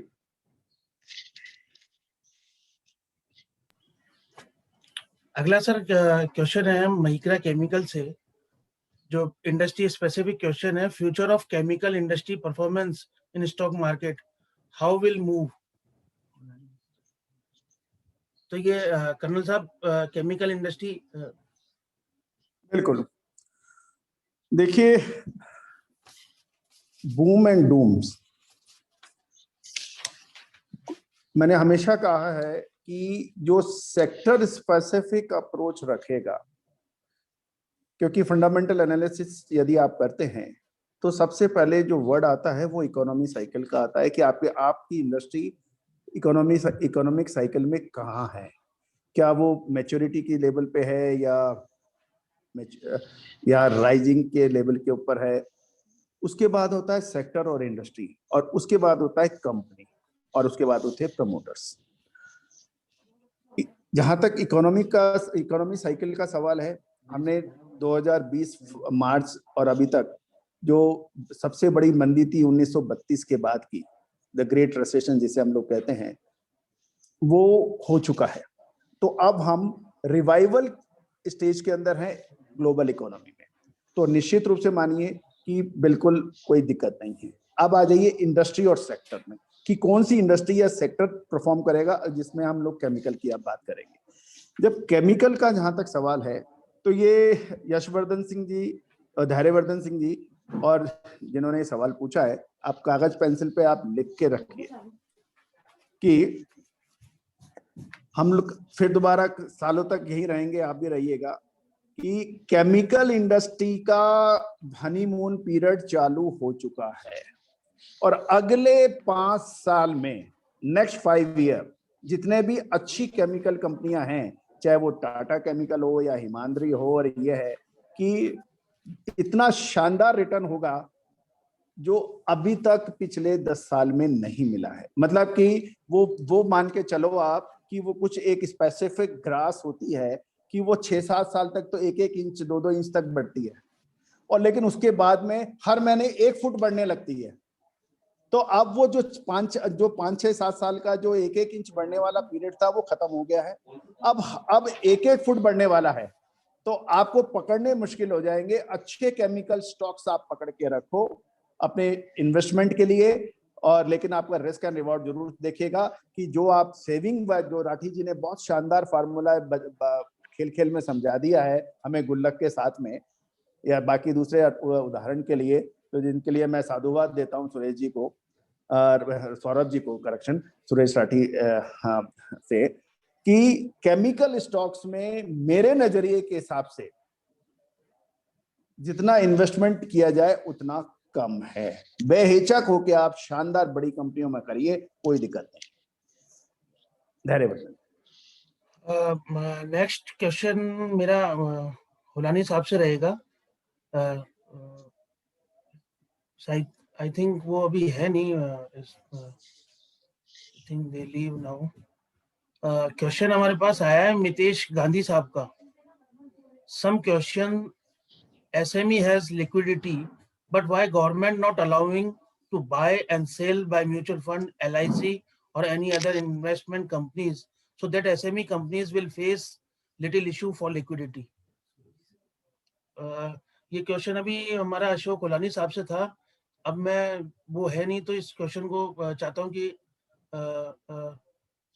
सौरभ जी आप इसको एड्रेस करें।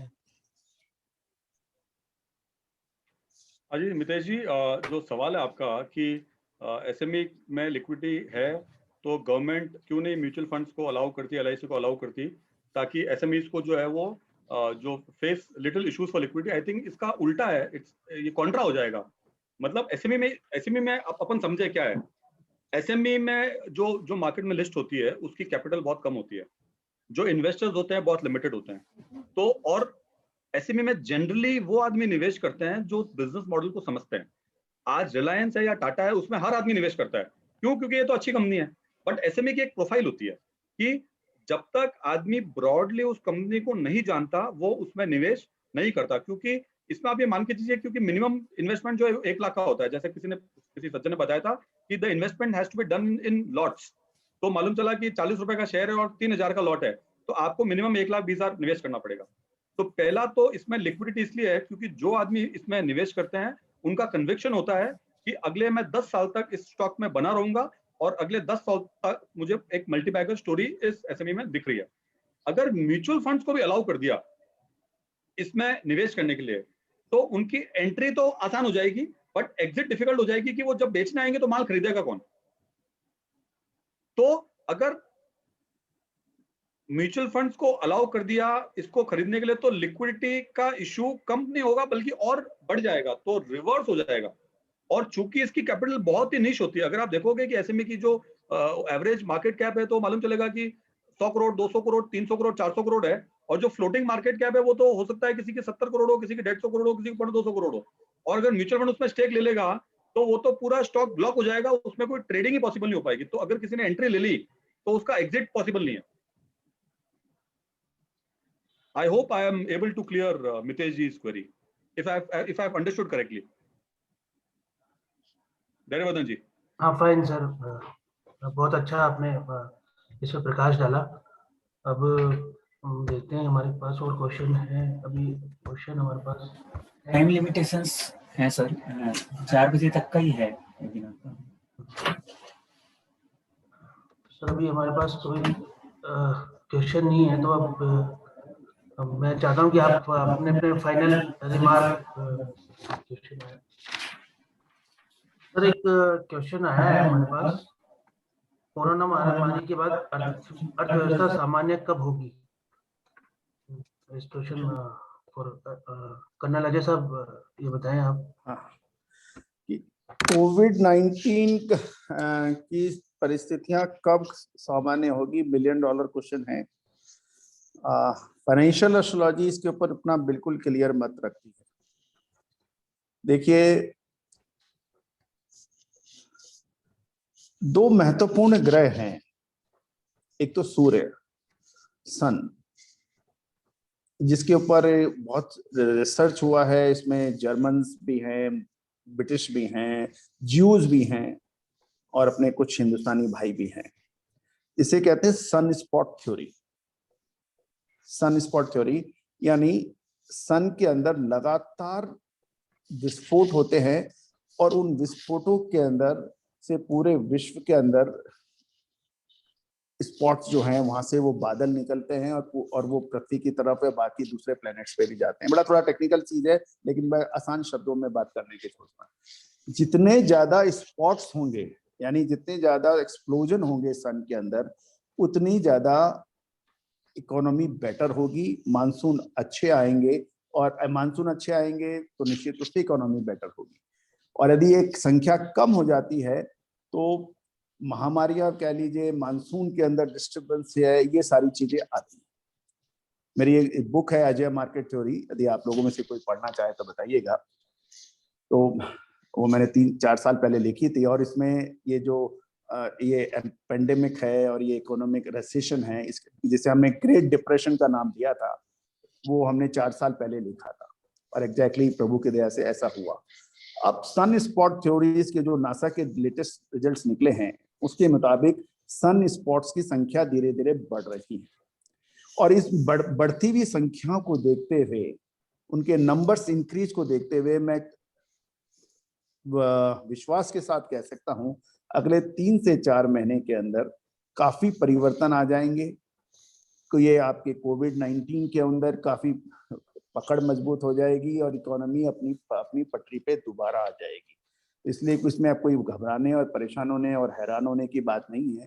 This is next 8 to 12 weeks जो है वो, that is the period when probably we should have the significantly control on this pandemic. एक मैं अनाउंसमेंट करना चाहता हूं, जो जिन पार्टिसिपेंट्स ने क्वेश्चन पूछे हैं वो अपने मोबाइल नंबर भी भेजें, जिससे उनको ई सब्सक्रिप्शन जो हमने अनाउंसमेंट किया था वो किया जा सके।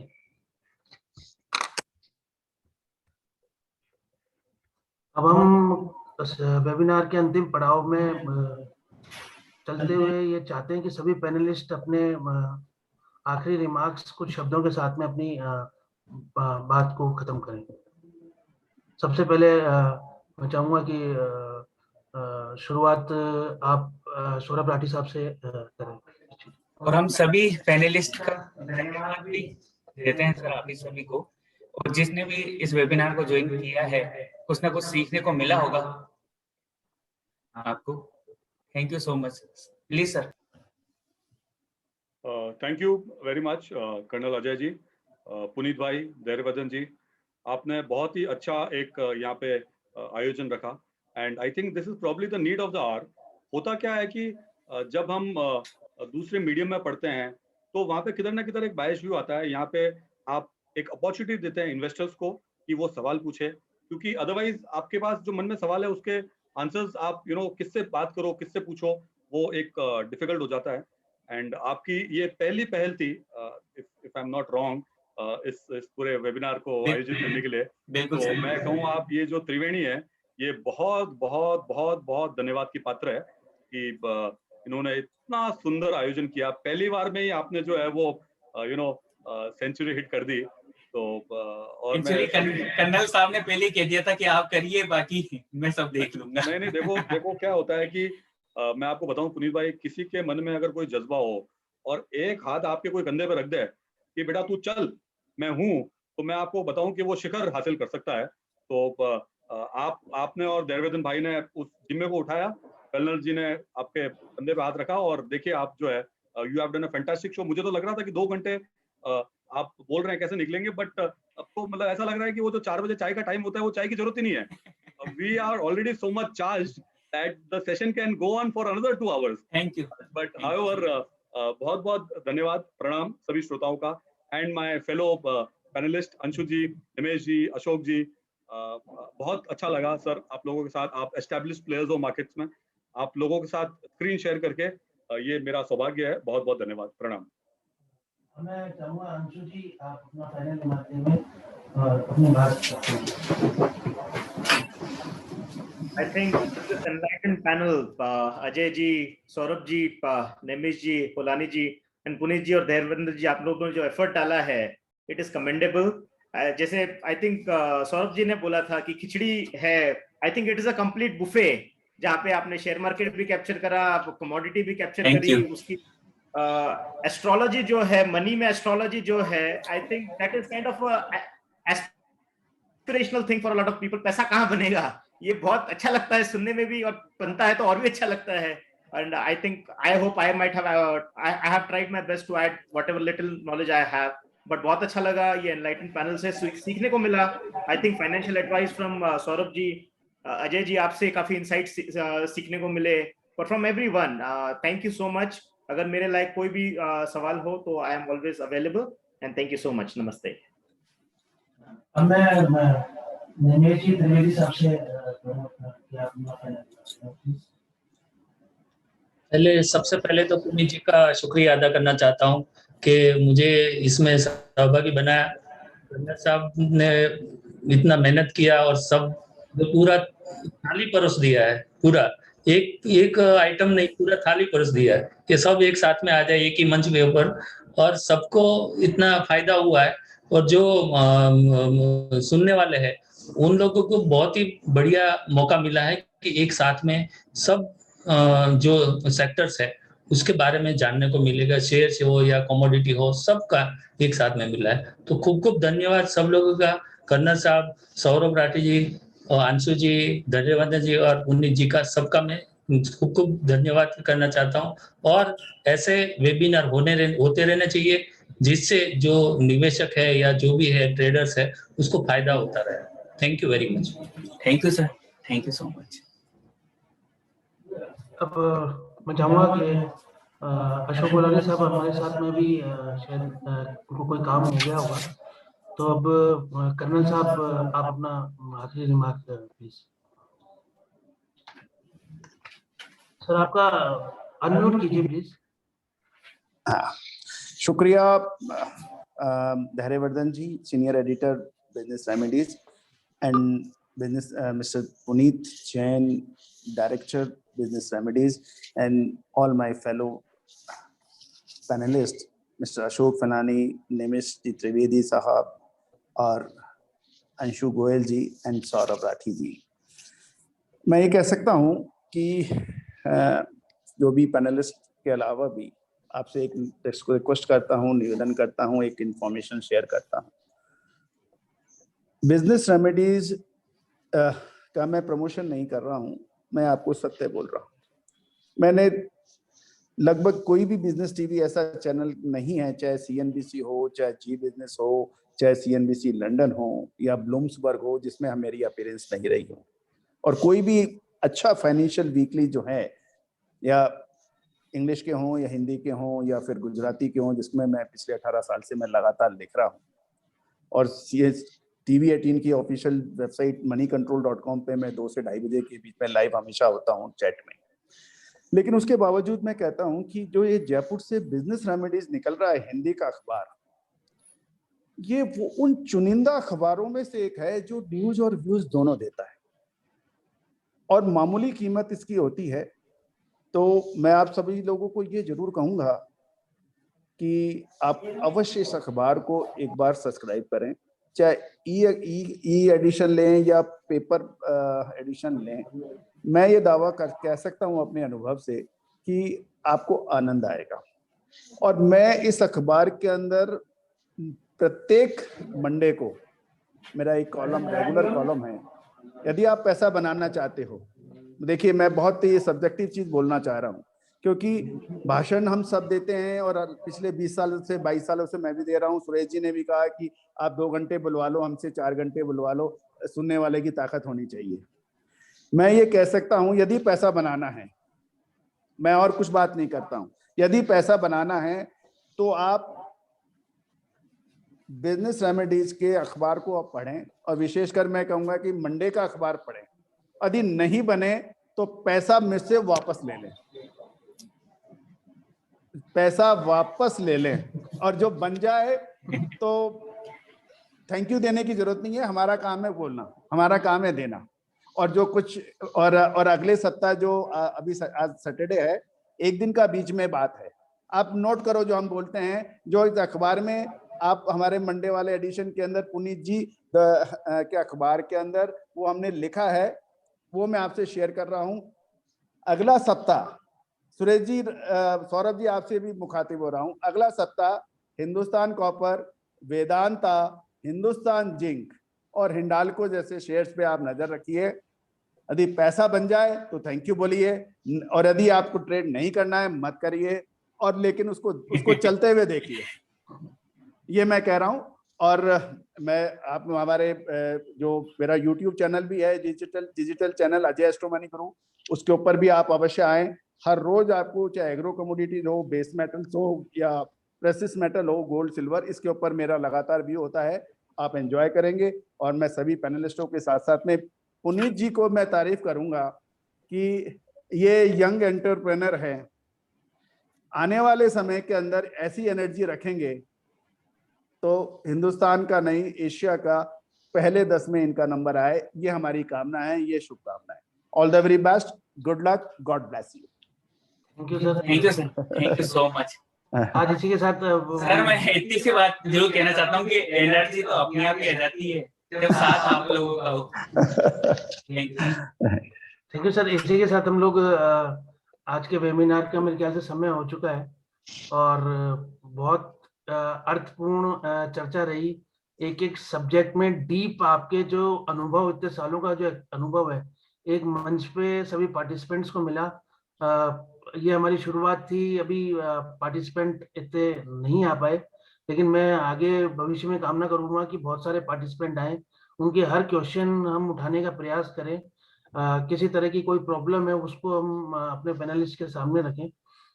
किसी न किसी तरीके से हम ये बिजनेस रेमेडीज, जो अपना इसका जो नाम है बिजनेस रेमेडीज, यानी कि जो कारोबार है और उसका उपचार, तो जो उपचार आपके अनुभव से उनको मिलेंगे। हमारा उद्देश्य यही है कि लोगों को अपने सवालों के जवाब मिलते रहें, उनकी बातों को हम उठाते रहें।